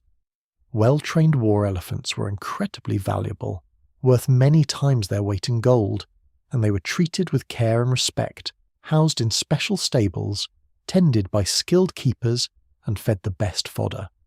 But elephants had significant weaknesses. They could panic, especially at loud noises or fire, and a panicked elephant was as dangerous to its own side as to the enemy. They were vulnerable to certain types of weapons, particularly firearms once these became more common, and they required enormous logistical support, each elephant eating as much food as 50 men and needing constant care and maintenance. The decline in the effectiveness of war elephants, as gunpowder weapons became more prevalent in Indian warfare, was one factor in the changing military balance that would eventually disadvantage Vijayanagara relative to its northern rivals, who more quickly adopted firearms technology.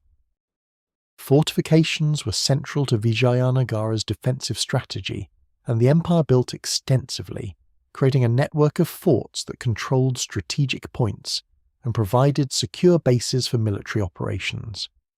These forts took advantage of the natural landscape, often positioned atop granite hills that made them nearly impregnable. The walls were built of massive stone blocks fitted so precisely that in many cases no mortar was needed, and these walls have survived for centuries. Still standing in many places, though, the buildings they protected have long since crumbled. Gates were elaborately defended, approached through narrow passages flanked by walls from which defenders could rain down arrows and stones on attackers. Within the forts were wells to ensure water during sieges, granaries to store food, and temples to maintain the spiritual life of the garrison. The military culture of Vijayanagara emphasized honor and loyalty, with warriors expected to demonstrate courage in battle and fidelity to their lords. Military service was often hereditary, with certain families and communities specializing in warfare and passing down martial skills through generations. Success in battle could bring enormous rewards, land grants, titles, positions of authority and wealth. But defeat brought shame, and those who failed their obligations could lose everything. This honor culture helped maintain discipline and motivation. But it could also lead to reckless bravery when caution might have been wiser, and it made surrender or strategic retreat difficult to choose, even when they were the sensible options, creating a martial ethos that was both the empire's strength and, eventually, part of its undoing when it faced enemies willing to use methods that traditional honor codes did not account for. Though Vijayanagara was proudly a Hindu kingdom, founded explicitly to defend Hindu Dharma against Muslim expansion, the reality on the ground was far more complex and more tolerant than such a description might suggest. The empire was home to significant populations of Muslims and Christians, to different Hindu sects that sometimes disagreed strongly with each other, and to various other religious communities, all of whom found ways to coexist in relative peace for most of the empire's history. This religious diversity and the pragmatic tolerance that accommodated it tell us something important about pre-modern societies and about how religious identity functioned in ways quite different from modern sectarian conflicts. Muslims in Vijayanagara were primarily merchants and craftspeople, though there were also Muslim soldiers in the imperial armies and Muslim administrators in the bureaucracy. Many had come from the north, fleeing the chaos following the Delhi Sultanate's decline, or seeking economic opportunities in the prosperous south. Others were descendants of communities that had been in South India for generations, their ancestors having arrived with earlier waves of Muslim conquest and settlement. Despite the empire's Hindu identity, these Muslims were generally allowed to practice their faith freely. There were mosques in the city, including some quite substantial structures, and Muslim holy days were recognized and respected. The evidence suggests that Muslim traders were particularly important in Vijayanagara's international commerce, using their connections to the wider Islamic world to facilitate trade with Persian Gulf ports, Arabia, and beyond. The empire's rulers recognized that religious tolerance was good policy. Persecuting Muslims would have disrupted valuable trade networks, alienated skilled craftspeople and merchants, and potentially turned internal populations into a fifth column during conflicts with Muslim kingdoms to the north. Far better to allow Muslims to worship as they pleased while requiring their loyalty to the Vijayanagara state, a loyalty that most seem to have willingly given since the empire's prosperity benefited them as much as anyone. There are even accounts of Muslim soldiers fighting fiercely for Vijayanagara against Muslim enemies, their political loyalty trumping any purely religious solidarity. Religion mattered, certainly, but it was not the only thing that mattered, and pragmatic self-interest often proved stronger than religious ideology. Within Hinduism itself, there was considerable diversity, different sects and philosophical schools that competed for followers and patronage. Shaivites, devotees of Shiva, were particularly prominent given the importance of the Virupaksha temple and other Shiva temples in the sacred geography. But Vaishnavites, worshippers of Vishnu and his avatars, were also numerous and influential, with their own major temples and philosophical traditions. There were followers of the goddess in her various forms, devotees who saw the divine feminine as supreme. There were more esoteric groups practicing tantric rituals, and there were competing philosophical schools, from the pure non-dualism of Advaita Vedanta to the qualified non-dualism of Vishishtadvaita to the dualism of Dvaita, each with its own scholars and institutions arguing for its interpretation of ultimate reality. The empire's rulers navigated these sectarian differences with political skill, patronizing multiple sects and avoiding exclusive identification with anyone. A king might be personally devoted to Vishnu but would still endow Shiva temples if that served political purposes or fulfilled obligations to particular constituencies. This eclectic patronage was not cynical, but reflected a sincere belief that the divine manifested in many forms and that different paths could lead to the same ultimate truth. It also reflected political wisdom. For a king who favoured only one sect would alienate adherents of others, potentially creating internal conflicts that enemies could exploit. Christians were the smallest of Vijayanagara's significant religious communities, but not entirely absent.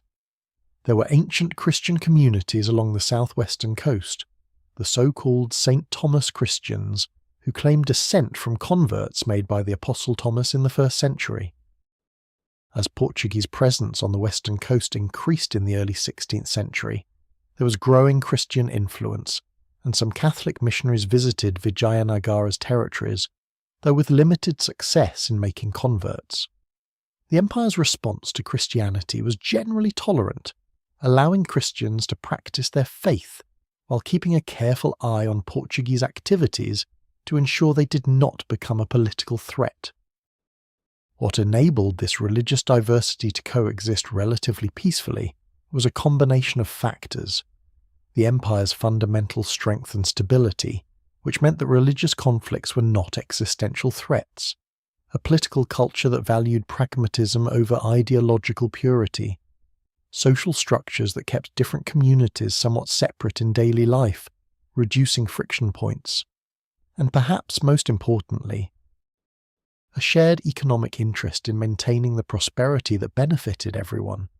When the empire was strong, when trade flourished and the rains came and the harvests were good, religious differences seemed manageable, even valuable in the diversity they brought.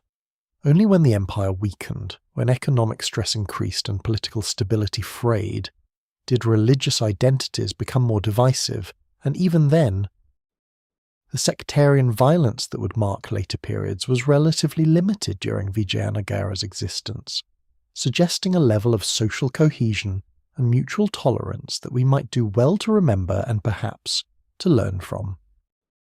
By the early 16th century, the world that Vijayanagara had known for nearly 2 centuries was changing in fundamental ways, and not all of those changes worked to the empire's advantage. The most dramatic change was the arrival of the European powers in the Indian Ocean, particularly the Portuguese, who in 1501 established a permanent presence in the region by seizing Goa on the western coast. The Portuguese were unlike any power the Indian kingdoms had previously encountered. They came from thousands of miles away, they possessed superior naval technology and firearms, and they had ambitions that extended beyond trade to religious conversion and territorial control. Their arrival marked the beginning of a new era in which Indian kingdoms would increasingly have to contend with European imperialism, though the full consequences would not become clear for several more centuries. The Portuguese initially sought trading relationships with Indian powers, and Vijayanagara, controlling important inland territories and having access to ports, was a natural partner. The Portuguese wanted spices, particularly pepper and other aromatics that grew in South India and that fetched enormous prices in European markets. They wanted textiles, for Indian cotton and silk were superior to European production, and they needed horses and war materials for their own conflicts with Muslim powers in the region.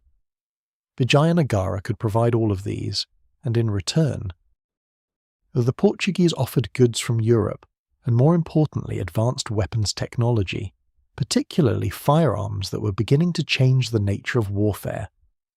The relationship between Vijayanagara and the Portuguese was complex and not always friendly. The Portuguese were aggressive in asserting control over maritime trade, attacking Muslim ships, and demanding that all trade pass through their hands and pay their duties. This disrupted traditional trade networks and sometimes hurt Vijayanagara's economic interests. The Portuguese were also zealous Catholic missionaries, and their attempts to convert Hindus sometimes created tensions. Yet the empire's rulers recognized that the Portuguese were powerful and potentially useful allies, particularly against Muslim kingdoms to the north. There was cultural exchange. Portuguese visitors described Vijayanagara in their writings, and some European goods and technologies made their way into the empire. But the Portuguese were not the only change. To the north, the political landscape was being transformed by the breakup of the Bahmani Sultanate into 5 successor states. The Deccan Sultanates, which sometimes fought each other but could also unite against common enemies. These kingdoms were adopting new military technologies faster than Vijayanagara, particularly firearms and artillery, and they were developing more centralized administrative systems that gave them certain advantages. The old balance of power, where Vijayanagara could usually defeat any individual Muslim kingdom and could manage coalitions through diplomacy, was beginning to shift in ways that would prove dangerous. Further north still, the Mughal Empire was rising, a new Muslim power that would eventually become the dominant force in India. The Mughals, descended from Timur and Genghis Khan, brought with them sophisticated military techniques developed in Central Asia, including heavy use of cavalry and artillery. In 1526, Babur founded the Mughal dynasty by defeating the Delhi Sultanate at the First Battle of Panipat. Though Mughal power initially seemed distant from Vijayanagara's concerns, focused as it was on northern India, the long-term implications were significant. A powerful Muslim empire in the north would eventually pressure the Deccan sultanates, who might seek security by eliminating Vijayanagara rather than fighting the Mughals. The empire's responses to these changing circumstances were mixed. Some rulers, particularly Krishnadevaraya, recognized the need to adapt, and there were attempts to adopt new military technologies and strengthen defences. Krishnadevaraya campaigned vigorously to expand the empire and secure strategic territories, perhaps sensing that the window for expansion was closing. But the empire was also, in some ways, a victim of its own success. Centuries of prosperity had created vested interests resistant to change. The traditional military culture, with its emphasis on elephants and cavalry and personal combat, was deeply embedded and not easily reformed. And the empire's very strength made it difficult for rulers to perceive how serious the emerging threats actually were until it was too late.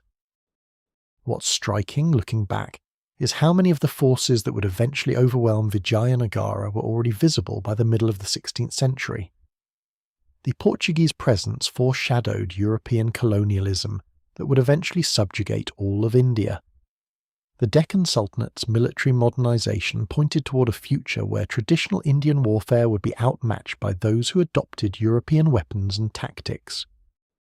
And the Mughal rise presaged a reunification of northern India under Muslim rule that would dwarf anything the Delhi Sultanate had achieved. Yet none of this was inevitable in 1530 or even 1560. There were still choices to be made, opportunities to adapt, possibilities for the empire to navigate the changing world successfully.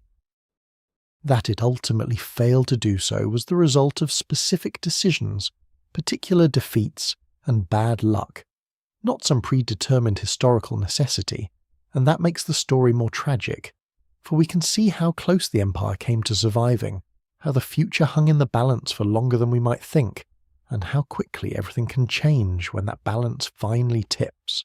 January 23rd, 1565.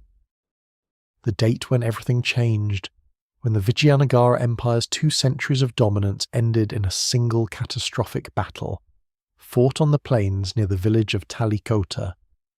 What made this defeat so devastating was not just the military loss, though that was bad enough, but the psychological and political shock that followed, the realization that the empire that had seemed so powerful, so enduring, could be broken in an afternoon of fighting, its capital sacked, its ruling dynasty shattered, and its territories fragmented in ways that would never be fully repaired. To understand what happened at Talikota, we need to understand the years leading up to it, the alliance that formed against Vijayanagara, and the decisions that led to battle. In the years preceding Talikota, Vijayanagara was ruled by Rama Raya, who was not of royal blood but the most powerful noble in the empire and effectively its regent. Rama Raya was a capable administrator and clever diplomat, but he was also arrogant and made a critical error in his dealings with the Deccan Sultanates. Rather than maintaining a consistent alliance structure, he played the sultanates against each other, supporting first one and then another, betraying today's ally if it served tomorrow's interest. This Machiavellian diplomacy worked for a while, preventing the sultanates from uniting against Vijayanagara, but it also created deep resentments and a growing realization among the sultanates that they could never be secure as long as Vijayanagara remained strong and Ramaraya remained devious. In 1565, the impossible happened. The 5 Deccan sultanates set aside their mutual rivalries and formed a coalition specifically to destroy Vijayanagara. The armies of Bijapur, Ahmadnagar, Golconda, Bidar, and Berar assembled north of the Krishna River, a combined force that represented perhaps the largest Muslim army ever gathered in South India. Contemporary estimates put their strength at various numbers, but what's clear is that they significantly outnumbered Vijayanagara's forces, particularly in cavalry and especially in artillery, where the Sultanate's adoption of cannon and firearms gave them a decisive technological advantage. Ramaraya chose to meet this threat with battle, rather than withdrawing behind Vijayanagara's formidable fortifications, where the city's defenders could have withstood a siege that the coalition might not have been able to sustain. This decision has been debated by historians ever since. Perhaps Ramaraya believed, based on past victories, that Vijayanagara's army could defeat even this coalition. Perhaps he feared that retreating would be seen as weakness and encourage more enemies to join the coalition. Perhaps he simply underestimated his opponents, a fatal miscalculation born of decades of dominance. Whatever the reasoning, the decision to fight in the open proved disastrous. The Battle of Talikota, when it came, was brutal and decisive.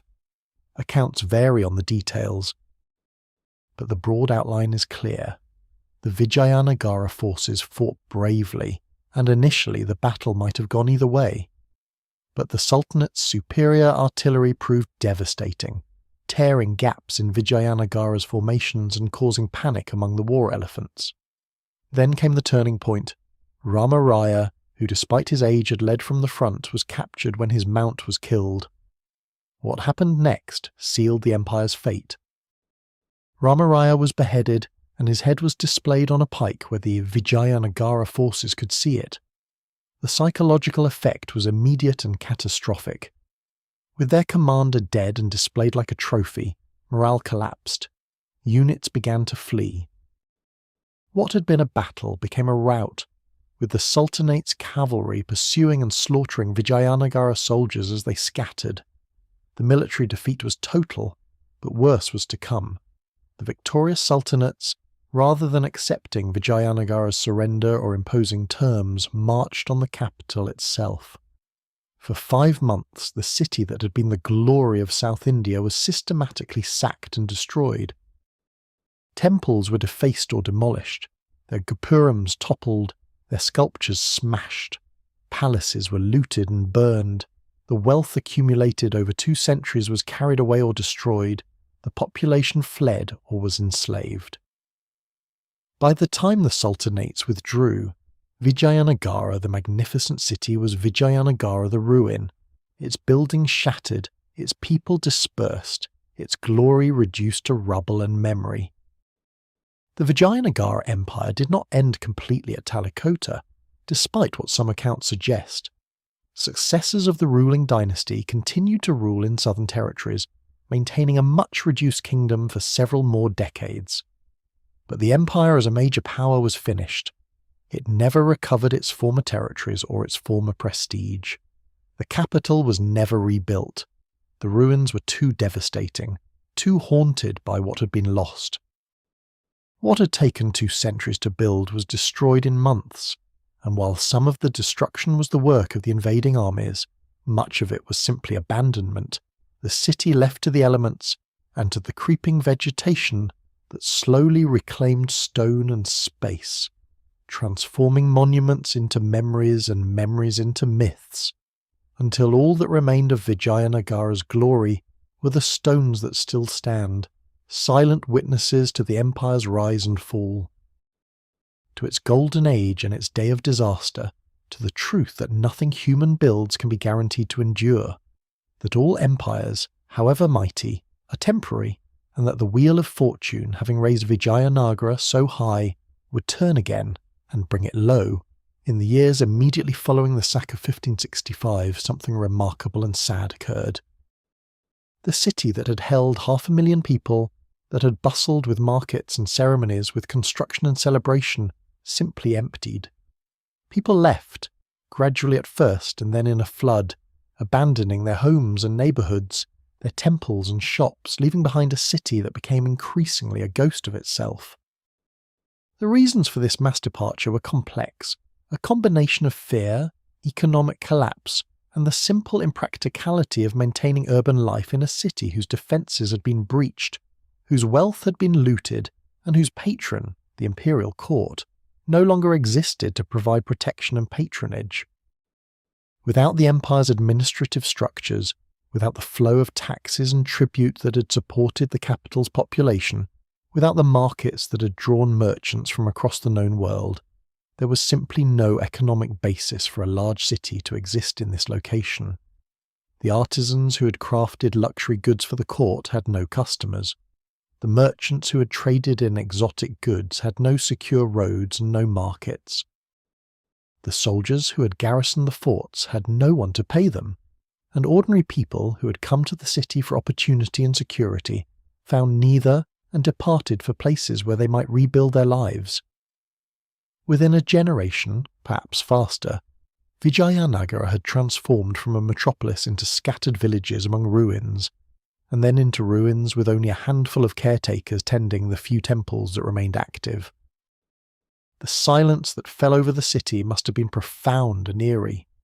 Where there had been the constant noise of urban life, voices calling, carts rumbling, temple bells ringing, craftsmen hammering and sawing and chiselling, there was now only the wind moving through empty streets, the calls of birds nesting in abandoned buildings, the rustle of vegetation pushing up through paving stones and insinuating roots into cracks in walls. The stone structures endured, of course, at least the major ones, the temples and palaces and fortifications built of massive granite blocks. But everything built of less permanent materials, the wooden buildings, the thatched roofs, the temporary structures that had housed most of the population, these disappeared quickly, returning to the earth with scarcely a trace. Vegetation reclaimed the city with surprising speed. The pools and tanks, no longer maintained, became overgrown with water plants and then gradually silted up. Trees sprouted in courtyards and grew tall, their roots cracking paving and walls. Vines climbed columns and wound through windows. What had been ordered urban space became something wild, nature reasserting its dominance over a landscape that humans had briefly shaped to their purposes. And yet the ruins were beautiful in their abandonment, the stone temples and palaces achieving a kind of romantic, picturesque quality, especially when seen in the golden light of late afternoon or the silver of moonlight, when the boulder landscape and the crumbling architecture together created scenes of melancholy beauty that later visitors would find deeply moving. The few people who remained or who lived in the area, villagers farming small plots in the river valleys, had complicated relationships with the ruins. On one hand, the ruined city was a source of building materials, and there was gradual pilfering of stones and carvings. The dressed stones of palace walls reused in village houses, sculptures sometimes repurposed or sometimes simply discarded. On the other hand, the ruins were haunted by memory and by the ghosts of the past. Not literally, perhaps, but psychologically. This had been a great city, a holy city, and even in ruin it commanded a certain respect and awe. Certain temples remained active, their priests maintaining daily worship in greatly simplified form, keeping alive a thread of continuity with the past even as everything else crumbled and faded.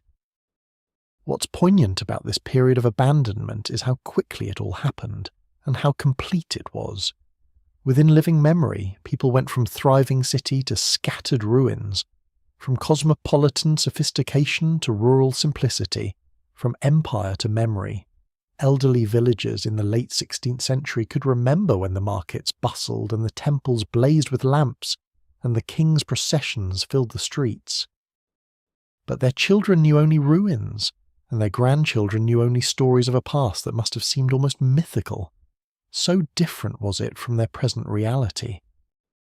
The city fell silent, and that silence would endure for centuries, a silence broken only by pilgrims visiting the Virupaksha temple, by occasional travellers recording what they saw in journals that few would read, by the wind and the rain, and the slow work of time wearing away at stone and memory both, making it harder to remember what had been, and easier to believe that what remained was all there had ever been, until the silence itself became normal, natural, the permanent state of things. And the noise and glory that had preceded it faded into legend. The ruins of Vijayanagara, spread across an area of more than 10 square miles, are a kind of text that archaeologists and historians have learned to read, extracting from broken stones and buried foundations the story of what once was. But the ruins remember selectively and incompletely, preserving some things while allowing others to disappear entirely, creating a historical record that is both rich and frustratingly partial. What survives tells us much about the empire's power and aspirations, about its religious devotion and artistic achievements. What has been lost represents most of the lived experience of ordinary people, the daily rhythms of life that leave little trace in the archaeological record. The stone temples, being the most massive and permanent structures, have survived best, and they dominate the ruins today as they dominated the living city. The Virupaksha temple, still active as a place of worship, stands relatively intact, its gopuram still towering over the landscape, its inner shrines still housing images of deities, its courtyards still echoing with the sounds of ritual and pilgrimage. Other temples are more fragmentary but still impressive. The Vitala temple with its famous stone chariot and musical pillars, the Hazara Rama temple with its intricately carved friezes, countless smaller shrines scattered throughout the ruins. These temples tell us about religious practices, about architectural styles, about the empire's devotion to various deities, and about the resources that were devoted to sacred architecture.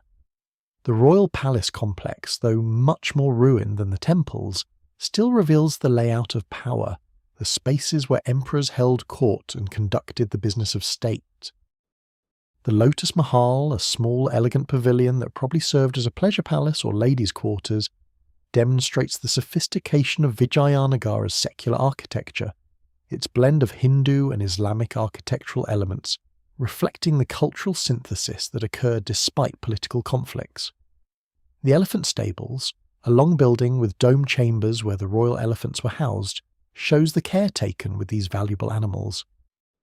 The Queen's Bath, an elaborate bathing complex, speaks to the importance of water in both practical and ritual terms. But what the ruins cannot tell us, or can only hint at, are the lives of ordinary people, the masses who made up most of the city's population but who built in perishable materials and whose possessions were not valuable enough to be preserved in graves or monuments. We know they existed. We know they numbered in the hundreds of thousands, but their individual stories are lost.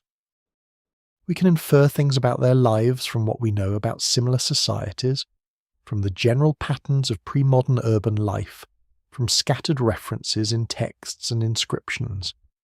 But we cannot know the name of any particular shopkeeper or craftsman, cannot recover the love story of any particular couple, cannot hear the lullaby any particular mother sang to her child. The inscriptions that cover many walls and monuments are another form of memory that the ruins preserve. These texts, mostly in Kannada, Telugu and Sanskrit, record endowments to temples, list the donations that supported religious institutions, proclaim the achievements of kings, and detail the conditions under which land and other property were granted. They are invaluable historical sources, providing dates and names and specific details that allow historians to reconstruct political chronologies and economic relationships. But they are also selective, telling us what powerful people wanted remembered and omitting everything else. No inscription records a failed harvest or a plague year, or the grief of a parent who lost a child, though these experiences must have been as common then as always. The very survival of the ruins is itself a story worth contemplating. Why did these structures last when so much else disappeared? Partly it was the quality of construction, the massive stone blocks that resisted weathering and that were too large to be easily removed for reuse. Partly it was sacredness, the fact that temples remained holy even in ruin, and so were not casually vandalized or demolished. Partly it was isolation, the fact that once abandoned the ruins were far enough from major centres of population that they were not subjected to the pressures that have destroyed many other historical sites. And partly it was luck, the simple good fortune that no one decided to build a modern city on this exact spot, that earthquakes and floods were not severe enough to bring down the remaining structures, that the slow work of vegetation and weather was not accelerated by human destruction. What we have then, in the ruins of Vijayanagara, is a fragmentary text, pages torn from a great book, enough to give us the outline of the story but not its full details, enough to inspire wonder but also to frustrate our desire for complete knowledge. The ruins remember what they were built to remember: the glory of kings, the devotion to gods, the power and wealth that could raise monuments to the sky. They forget, or perhaps never knew how to record, the quieter things, the love and loss, the daily struggles and small joys, the texture of ordinary life in extraordinary times. And so we read what we can from these stones, grateful for what they preserve, even as we mourn what they cannot tell us, and we try to imagine across the gap of centuries what it might have been like when these silent spaces rang with voices and these empty courts were full of life and purpose and meaning. For centuries after its abandonment, Vijayanagara was known to local people and to occasional European travellers, but it remained largely unstudied and its history poorly understood. The ruins were impressive, certainly, and some early visitors wrote descriptions that conveyed their sense of wonder at the scale and beauty of what they saw. But systematic archaeological investigation, the careful scientific study that could unlock the ruins' secrets and reconstruct the empire's history, did not begin until the 19th century, and it continues to this day, with each excavation season potentially revealing new information about this vanished civilization. The first serious European documentation of the ruins came with the British colonial presence in India. In 1800, Colin Mackenzie, a British surveyor, visited the site and produced detailed maps and descriptions that were the first to give the wider world a sense of Vijayanagara's extent and importance. Mackenzie was followed by other colonial officers and scholars who were increasingly interested in India's pre-British history, partly from genuine intellectual curiosity and partly as a way of understanding and legitimising British rule by placing it in a longer historical context. These early investigators did valuable work in recording and measuring the ruins, but they also sometimes damaged them through clumsy excavation techniques and by removing artefacts to museum collections. As the discipline of archaeology became more sophisticated in the late 19th and 20th centuries, the study of Vijayanagara became more systematic and more scientifically rigorous. Excavations revealed stratigraphy, the layers of occupation and building that could tell the story of the city's development over time. Pottery styles were classified, allowing archaeologists to date different periods of construction and use. Architectural analysis revealed how building techniques changed and how different parts of the city served different functions. The scattered references to Vijayanagara in historical texts, both Indian and foreign, were collected and analysed, allowing the creation of a detailed political chronology and the reconstruction of the empire's rise and fall. One of the most important developments in recent decades has been the application of new technologies to the study of the ruins. Remote sensing, using satellite imagery and aerial photography, has revealed features not visible at ground level, including the layout of streets and neighbourhoods that are now barely visible. Ground-penetrating radar has detected buried structures and has helped archaeologists decide where to excavate. Chemical analysis of soils and building materials has provided information about trade networks and construction techniques, and digital reconstructions have allowed scholars to create models of what the city looked like at its height, translating the fragmentary ruins into virtual wholes that help us visualize the lived reality of the past. The rediscovery and study of Vijayanagara have also been important for Indian identity and historical consciousness. During the colonial period and the movement for independence, the Vijayanagara Empire was held up as an example of Hindu achievement and resistance to Muslim conquest, though this interpretation sometimes oversimplified and distorted the historical reality for political purposes. After independence, Vijayanagara became an important national heritage site, a source of pride and a tourist destination that brings revenue to the region. The ruins were designated a UNESCO World Heritage Site in 1986, bringing international recognition and support for conservation efforts. But the work of archaeology is never finished, and much remains unknown about Vijayanagara. Large areas of the site have never been excavated. Many inscriptions have not been fully translated or analysed.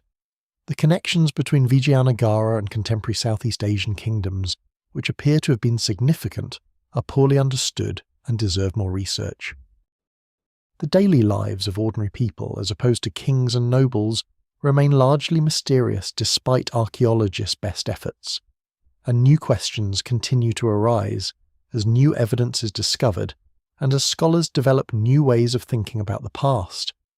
What's beautiful about the ongoing archaeological work at Vijayanagara is how it keeps the past alive in the present, how it takes silent stones and makes them speak, how it transforms ruins into windows onto vanished worlds. Each artifact brought to light, each inscription translated, each building plan mapped, is a small victory against the silence and forgetting that time imposes. The work is painstaking and often frustrating, but it is also essential, for without it, Vijayanagara would be only legend and rumour, its real achievements and failures lost in the mists of time. Instead, thanks to the dedication of many scholars across many decades, we can know this empire with a level of detail and intimacy that would astonish those early visitors who first wondered at the ruins and could only guess at what they represented. The past is never completely recoverable, but through archaeology we can come closer to understanding it, and that understanding connects us to those who came before, makes us part of a longer human story that stretches back through centuries and will, we hope, extend forward into futures we cannot yet imagine. When we think about what survives from great civilizations, we often focus on monuments and material culture, on the physical remains that archaeologists can excavate and tourists can visit. But perhaps the most important legacies are intangible, the cultural and intellectual contributions that continue to shape the societies that come after, the ideas and art forms and social practices that outlive the political structures that gave birth to them. Vijayanagara's cultural legacy in this sense is enormous, particularly in South India, where its influence on language, literature, music, dance and religious practice can still be felt today, more than 4 centuries after the empire's fall. The literary tradition that flourished under Vijayanagara patronage had lasting effects on Telugu and Kannada literature. The works of the great Telugu poets, particularly Alasani Pedana and his contemporaries, established Telugu as a sophisticated literary language capable of expressing the full range of human experience and emotion. Their poetry, which combined classical themes from Sanskrit epics with regional cultural sensibilities and vernacular language accessible to non-Brahmin audiences, created a model that later Telugu writers would follow for centuries. Even today, students of Telugu literature study these poets, and their works are performed and recited in cultural programs, keeping alive a connection to Vijayanagara's golden age. The musical traditions associated with Vijayanagara are similarly enduring. The empire's period coincided with important developments in Carnatic music, the classical music tradition of South India, and the royal courts provided patronage and venues where musicians could innovate and refine their art. While we cannot know exactly what Vijayanagara court music sounded like, since recording technology did not exist and musical notation was limited, we know that the theoretical frameworks and compositional forms developed during this period influenced the Carnatic music that survives today. The songs of Purandara Dasa, a saint composer who lived in the 16th century and who spent time in Vijayanagara territories, are still sung in devotional contexts and classical concerts, a direct link to the empire's musical culture. Dance traditions, particularly the classical form known as Bharatanatyam, also have connections to Vijayanagara, though the historical relationships are complex and sometimes disputed. The Devadasi tradition, temple dancers who performed for deities and at royal occasions, was an important part of Vijayanagara's cultural life, and these women preserved dance forms that might otherwise have been lost. While the Devadasi system itself became controversial in later periods and was eventually banned in the 20th century due to associations with exploitation, the dance techniques and repertoire were preserved and transformed into the classical Bharatanatyam that is performed today. So we have a complicated legacy here, a cultural form that emerged from conditions we might find problematic, but that produced art of undeniable beauty and power. Religious practices and temple rituals that developed or were codified during the Vijayanagara period continue at many South Indian temples. The elaborate festivals with their decorated temple chariots, the processions through city streets, the ritual bathing of deities, the offering of specific foods at specific times, many of these practices were established or standardized during the empire's centuries of dominance. When you witness a temple festival in modern Tamil Nadu or Karnataka, you're in some ways witnessing a tradition that connects directly back to Vijayanagara, experiencing a cultural continuity that spans half a millennium. The empire may be gone, but its religious culture survives in active living form. Architectural styles developed under Vijayanagara continue to influence temple construction in South India long after the empire fell. The distinctive features of Vijayanagara architecture, the towering gopurams, the intricately carved pillars, the mandapas or pillared halls, the prakara walls surrounding temple complexes, these became standard elements in South Indian temple architecture and can be seen in temples built well into the 18th and 19th centuries.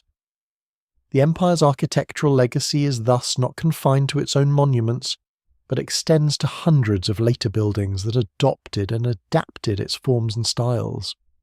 What all these cultural legacies share is a quality of transmission and transformation. Vijayanagara did not create these traditions from nothing. Rather, it inherited classical forms and regional practices, synthesized them, patronized their development, and passed them on to successor cultures in enriched and elaborated forms. The empire was a cultural crucible where different traditions mixed and influenced each other, where royal patronage supported innovation, and where the scale and wealth of the court allowed cultural forms to be practiced at levels of sophistication and refinement that smaller kingdoms could not support. And when the empire fell, these traditions did not die but rather dispersed, carried forward by the poets and musicians, dancers and priests, architects and craftsmen who had learned their arts in Vijayanagara and who taught them to new generations, ensuring that even though the empire itself was finished, its cultural achievements would endure, adapting to new circumstances but maintaining recognizable connections to their origins. Like a river that continues to flow long after the springs that fed it have dried up, drawing now on different sources but still recognizably the same river, still carrying forward something essential from its beginnings to whatever destinations the future holds. Today, the ruins of Vijayanagara are known by a different name, Hampi, derived from Pampa, the local form of the goddess and the ancient name for the Tungabhadra River.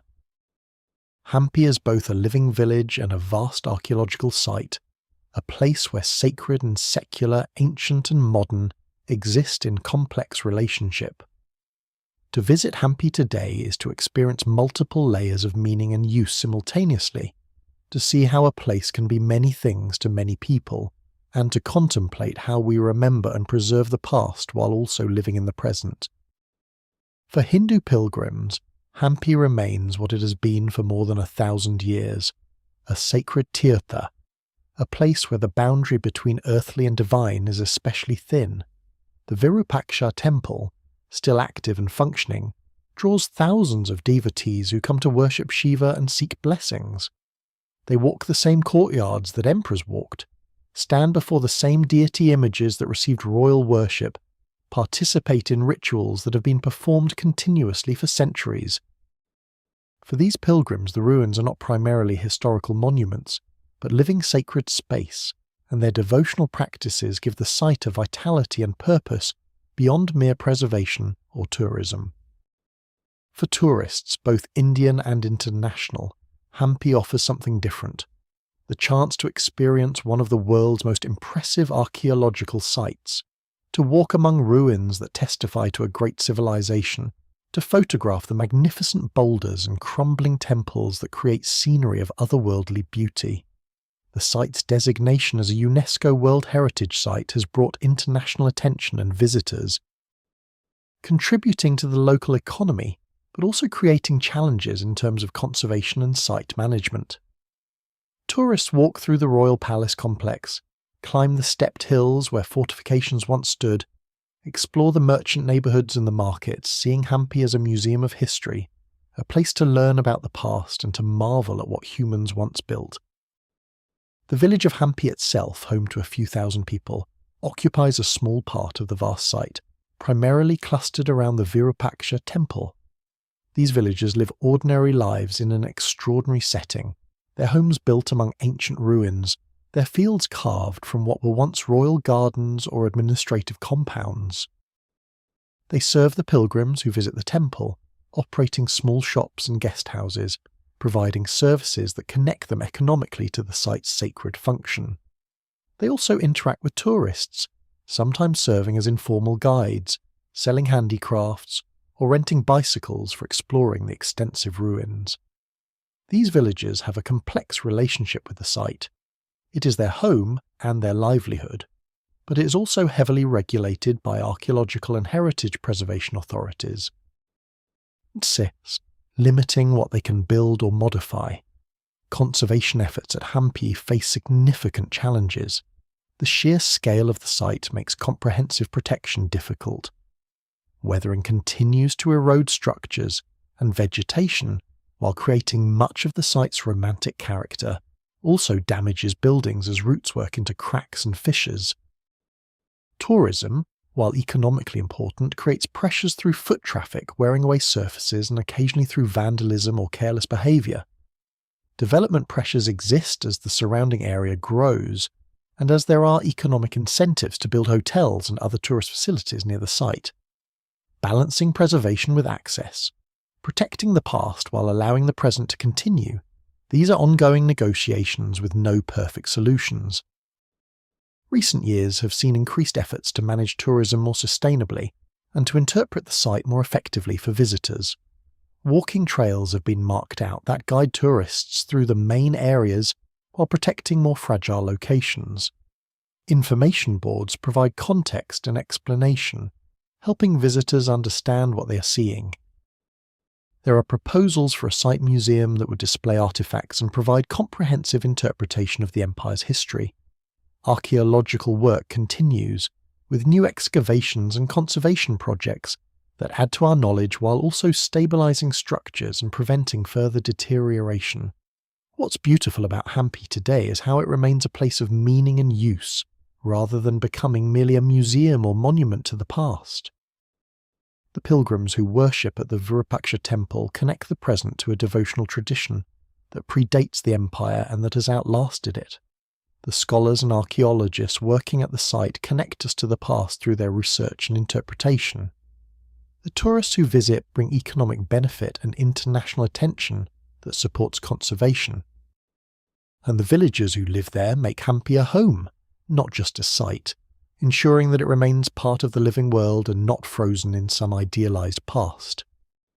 All of these uses coexist, sometimes in tension but mostly in a kind of rough harmony, creating a complex present for a place whose past was equally complex and ensuring that Vijayanagara, though fallen as an empire, continues to matter and to mean something to multiple communities in multiple ways, its stones still speaking to those willing to listen, its stories still unfolding in new forms and for new purposes. What can we learn from Vijayanagara's story, from its rise and flourishing and eventual fall? History is not just about knowing what happened, but about understanding what those events might mean for us, about finding patterns and principles that transcend specific times and places, and that might inform how we think about our own present and future. Vijayanagara, like all historical empires, offers lessons if we are thoughtful about what we take from its story. Though we should be careful not to oversimplify or to draw conclusions that the evidence does not support. One lesson concerns the importance of adaptation to changing circumstances. Vijayanagara thrived for 2 centuries in a particular geopolitical and technological context, where its military system, its administrative structures, and its economic base were well suited to the challenges it faced. But when that context changed with the arrival of new powers like the Portuguese, With the development of new military technologies like firearms and artillery, and with shifts in trade patterns and political alignments, the empire struggled to adapt quickly enough. Its eventual defeat at Talikota was not inevitable, but it became increasingly likely as the gap widened between the empire's traditional ways of doing things and the new realities it confronted. For us, perhaps this suggests the importance of remaining open to change, of not becoming so invested in what has worked in the past that we cannot recognize when new approaches are needed. Another lesson concerns the relationship between military power and cultural achievement. Vijayanagara was built on military strength, on the ability to defend and expand territory through force of arms. But its greatest legacy is not military but cultural. The temples and literature, the music and dance, the religious practices and artistic forms that survived the empire's political collapse. This suggests something about what endures and what matters in the long term. Political power is ephemeral. Even the mightiest empires eventually fall. But culture, transmitted through human practices and traditions, can outlast the kingdoms that patronized it. Continuing to enrich life and provide meaning long after armies have been defeated and borders redrawn. If we want to create legacies that last, perhaps we should focus less on power and more on culture, less on domination and more on creativity and beauty. The empire's religious diversity and its pragmatic tolerance also offer lessons, particularly in our own age when religious and ethnic conflicts seem so intractable. Vijayanagara was explicitly a Hindu kingdom, yet it accommodated significant Muslim and Christian minorities and maintained trade and diplomatic relations with Muslim kingdoms, even while fighting wars against them. This was not modern pluralism, not an ideology of equal rights and mutual respect, but a pragmatic recognition that diversity was economically and socially beneficial, and that religious identity did not have to determine all other relationships. When the empire was strong and prosperous, these differences were manageable, even valuable. When it weakened, tensions increased, though even then, sectarian violence was relatively limited compared to later periods. Perhaps this suggests that tolerance is easier when there is prosperity to share, that economic stress increases social conflict, and that creating conditions of broad-based well-being is important not just for its own sake, but also for maintaining social peace. Vijayanagara's story also reminds us of the importance of environmental factors in human history. The empire's success depended on its sophisticated water management, on its ability to capture and store monsoon rains, and to distribute water through the dry season. When those systems worked, the city prospered. When they failed or were disrupted, the consequences were serious. In our own time, when water scarcity is an increasing concern and when climate change threatens to disrupt established patterns of rainfall and temperature, Vijayanagara's attention to water infrastructure seems prescient. The empire's engineers knew that controlling water was fundamental to supporting urban life in a semi-arid region, and their elaborate tanks and channels show what can be achieved when resources and attention are devoted to this challenge. Perhaps the deepest lesson from Vijayanagara is about the nature of historical change itself, about how quickly the seemingly permanent can vanish, and how unexpectedly the future can diverge from the past. In 1560, Vijayanagara seemed eternal, its power established, its capital magnificent, its culture flourishing. 5 years later it was ruins. Within a generation it was legend. This is not to say that nothing endures or that efforts to build are futile. Clearly much did survive and continues to matter. But it is a reminder of fragility, of how much depends on circumstances beyond complete control, of how quickly the wheel of fortune can turn. And perhaps this reminder of impermanence rather than being depressing can be liberating, encouraging us to focus on what truly matters, to create beauty and meaning not because they will last forever, but because they enrich the present, to build wisely and well, knowing that our works will someday be ruins too, but that this is no reason not to build, no reason not to try to leave the world a little better than we found it. No reason not to participate fully in the great human project of creating civilization, knowing that like Vijayanagara and all empires before it and all that will come after, what we build is temporary, but that in its time it can still be magnificent, still meaningful, still worth the effort, and still capable of inspiring wonder in those who come after and find in our ruins echoes of our aspirations and our achievements. As we come near the end of our journey through Vijayanagara's story, it's worth reflecting on how this empire that ended more than 4 centuries ago continues to echo in modern India, continues to shape identities and inspire imaginations, continues to mean something to people who live in very different circumstances from those who walk the streets of the living city. History is never just about the past, it's about how the past lives in the present, how it is remembered and interpreted and used, how it helps us understand who we are and where we come from. In South India, particularly in Karnataka and Andhra Pradesh, Vijayanagara occupies an important place in regional identity and pride. The empire represents a time when these regions were politically powerful and culturally central rather than peripheral. The Telugu and Kannada literature that flourished under Vijayanagara patronage is studied in schools and celebrated as a golden age of regional language and culture. Classical music and dance forms that developed during this period are performed and taught, creating living connections to the past. For people in these regions, Vijayanagara is not ancient history but part of a continuous cultural tradition that extends into the present, something to take pride in and to preserve for future generations. In broader Indian national consciousness, Vijayanagara has sometimes been mobilized as a symbol of Hindu resistance to Muslim conquest, particularly by Hindu nationalist movements that seek to use history to support contemporary political agendas. This use of Vijayanagara's history is problematic because it simplifies and distorts the historical reality, presenting what was actually a complex and pragmatic empire as a purely religious crusade, and ignoring the religious diversity and tolerance that characterized much of the empire's existence. The Vijayanagara rulers were Hindu, certainly, and they saw themselves as defenders of Dharma, but they were also practical politicians who made alliances with Muslim kingdoms when it suited them, and who accommodated Muslim and Christian minorities within their territories. Reducing this complexity to a simple story of Hindu versus Muslim conflict does violence to the historical truth and uses the past to fuel present-day tensions. Yet the symbolic power of Vijayanagara is real, and it cannot simply be dismissed as distortion or manipulation. For many Hindus, the empire represents a time when Hindu culture was strong and creative, when temples were built rather than destroyed, when Sanskrit and regional languages thrived, when classical arts flourished under patronage.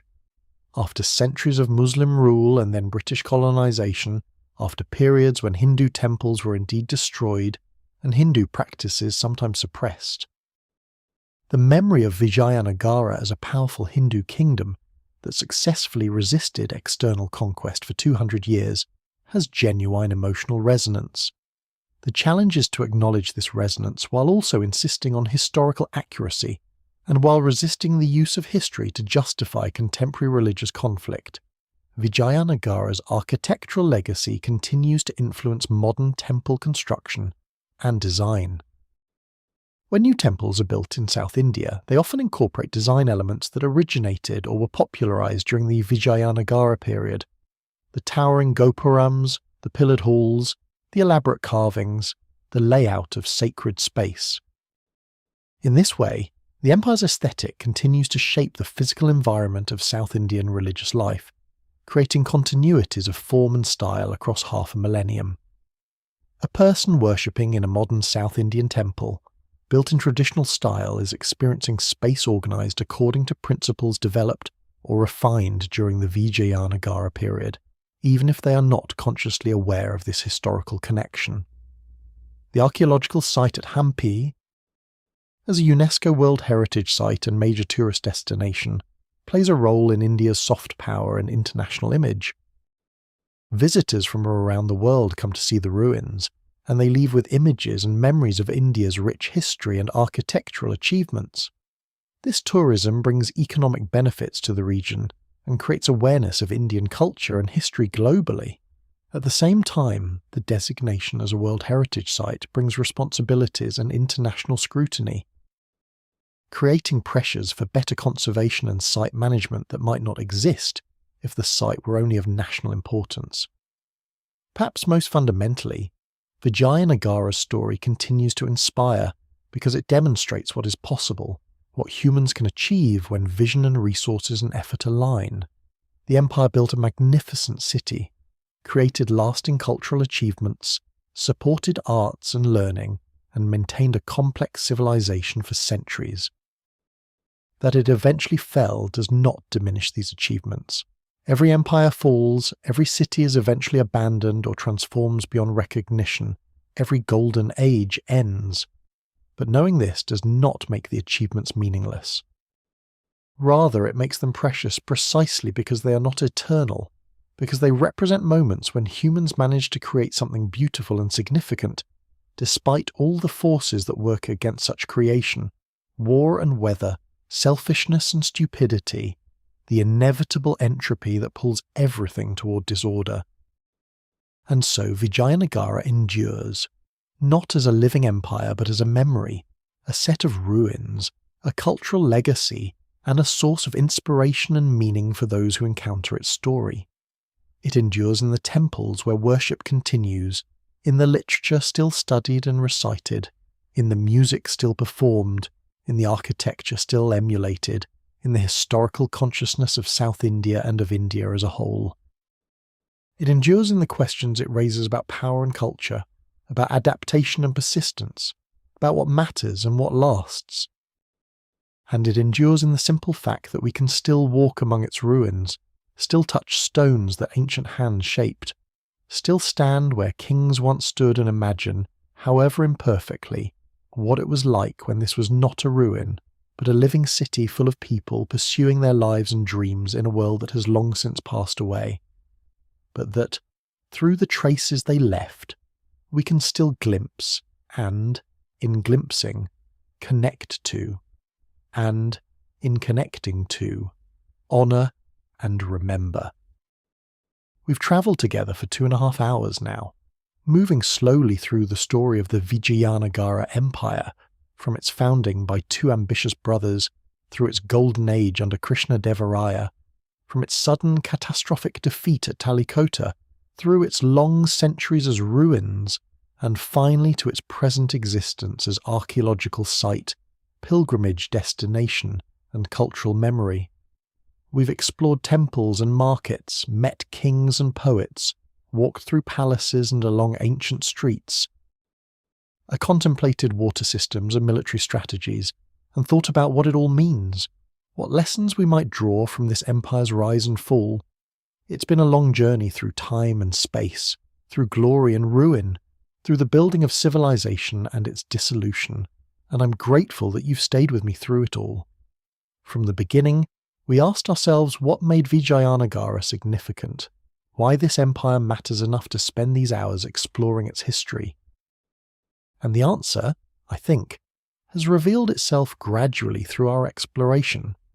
Vijayanagara matters because it achieved genuine greatness, creating a city that rivaled any in the world, supporting cultural achievements that enriched South Indian civilization and that continue to matter today.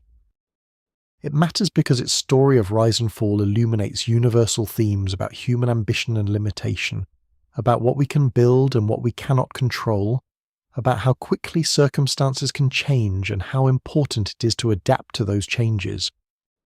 And it matters because the ruins at Hampi remain, speaking quietly to anyone willing to listen, reminding us of our connections to the past and of our responsibility to preserve and honour what others built, even as we create our own contributions to the long human story. The answer to our opening question, as honestly as I can give it, is that Vijayanagara was both exceptional and ordinary. Exceptional in its achievements, in the magnificence of its capital, in the quality of its arts and literature, in the sophistication of its administration and engineering. but ordinary in being subject to the same forces that shape all human endeavours: the need to adapt to changing circumstances, the importance of leadership, the role of luck and timing, the inevitable entropy that pulls everything toward dissolution. The empire's founders built wisely and well, and their successors maintained and enhanced what they inherited for generations. But eventually, circumstances changed in ways the empire could not successfully adapt to, and what had seemed so solid and enduring proved fragile after all. This is not a unique story, but a universal one. The story of every empire, every civilization, every human effort to create something that will outlast the creating. If you enjoyed this slow drift through Vijayanagara's history, if these hours of exploration brought you some measure of peace or interest or thought, I'd be grateful if you'd leave a like and subscribe to the channel. It truly helps reach others seeking these quiet explorations of the past as a way to end their day. And if you have thoughts or questions, or if there are other topics you'd like to explore in this same slow, contemplative way, please leave them in the comments. To those already subscribed, to those who return week after week for these journeys through history, thank you. Your presence here means more than you might realize. Wherever you are in the world right now, whatever time it is as you listen to these words, I hope you're comfortable. I hope your breathing has slowed from the pace of the day. I hope your thoughts have quieted, that the constant mental chatter that usually fills our waking hours has settled into something more peaceful. I hope your body feels heavy and warm, that the tension in your shoulders and neck has eased, that you're ready now, finally, to release the day and drift into sleep. Look up at the stars if you can, or imagine them if you can't. All those points of light, ancient light that left those distant suns centuries ago, light that was travelling through space when Krishnadevaraya ruled and Vijayanagara flourished, light that continued its journey as the empire fell and the city was abandoned, light that arrives now, tonight, to touch your eyes and connect you across vast distances to the universe beyond our small world. The same stars shone on the builders of Vijayanagara, on the poets and dancers, on the merchants and farmers, on all those countless people whose lives made up the daily reality of the empire. They looked up at these same stars and wondered, as we do, about their place in the cosmos, about what would last and what would fade, about meaning and purpose and the brief beauty of being alive. And perhaps this is what remains, after all the kingdoms have fallen and all the empires have crumbled, after the magnificent cities have returned to dust and the conquering armies have been forgotten.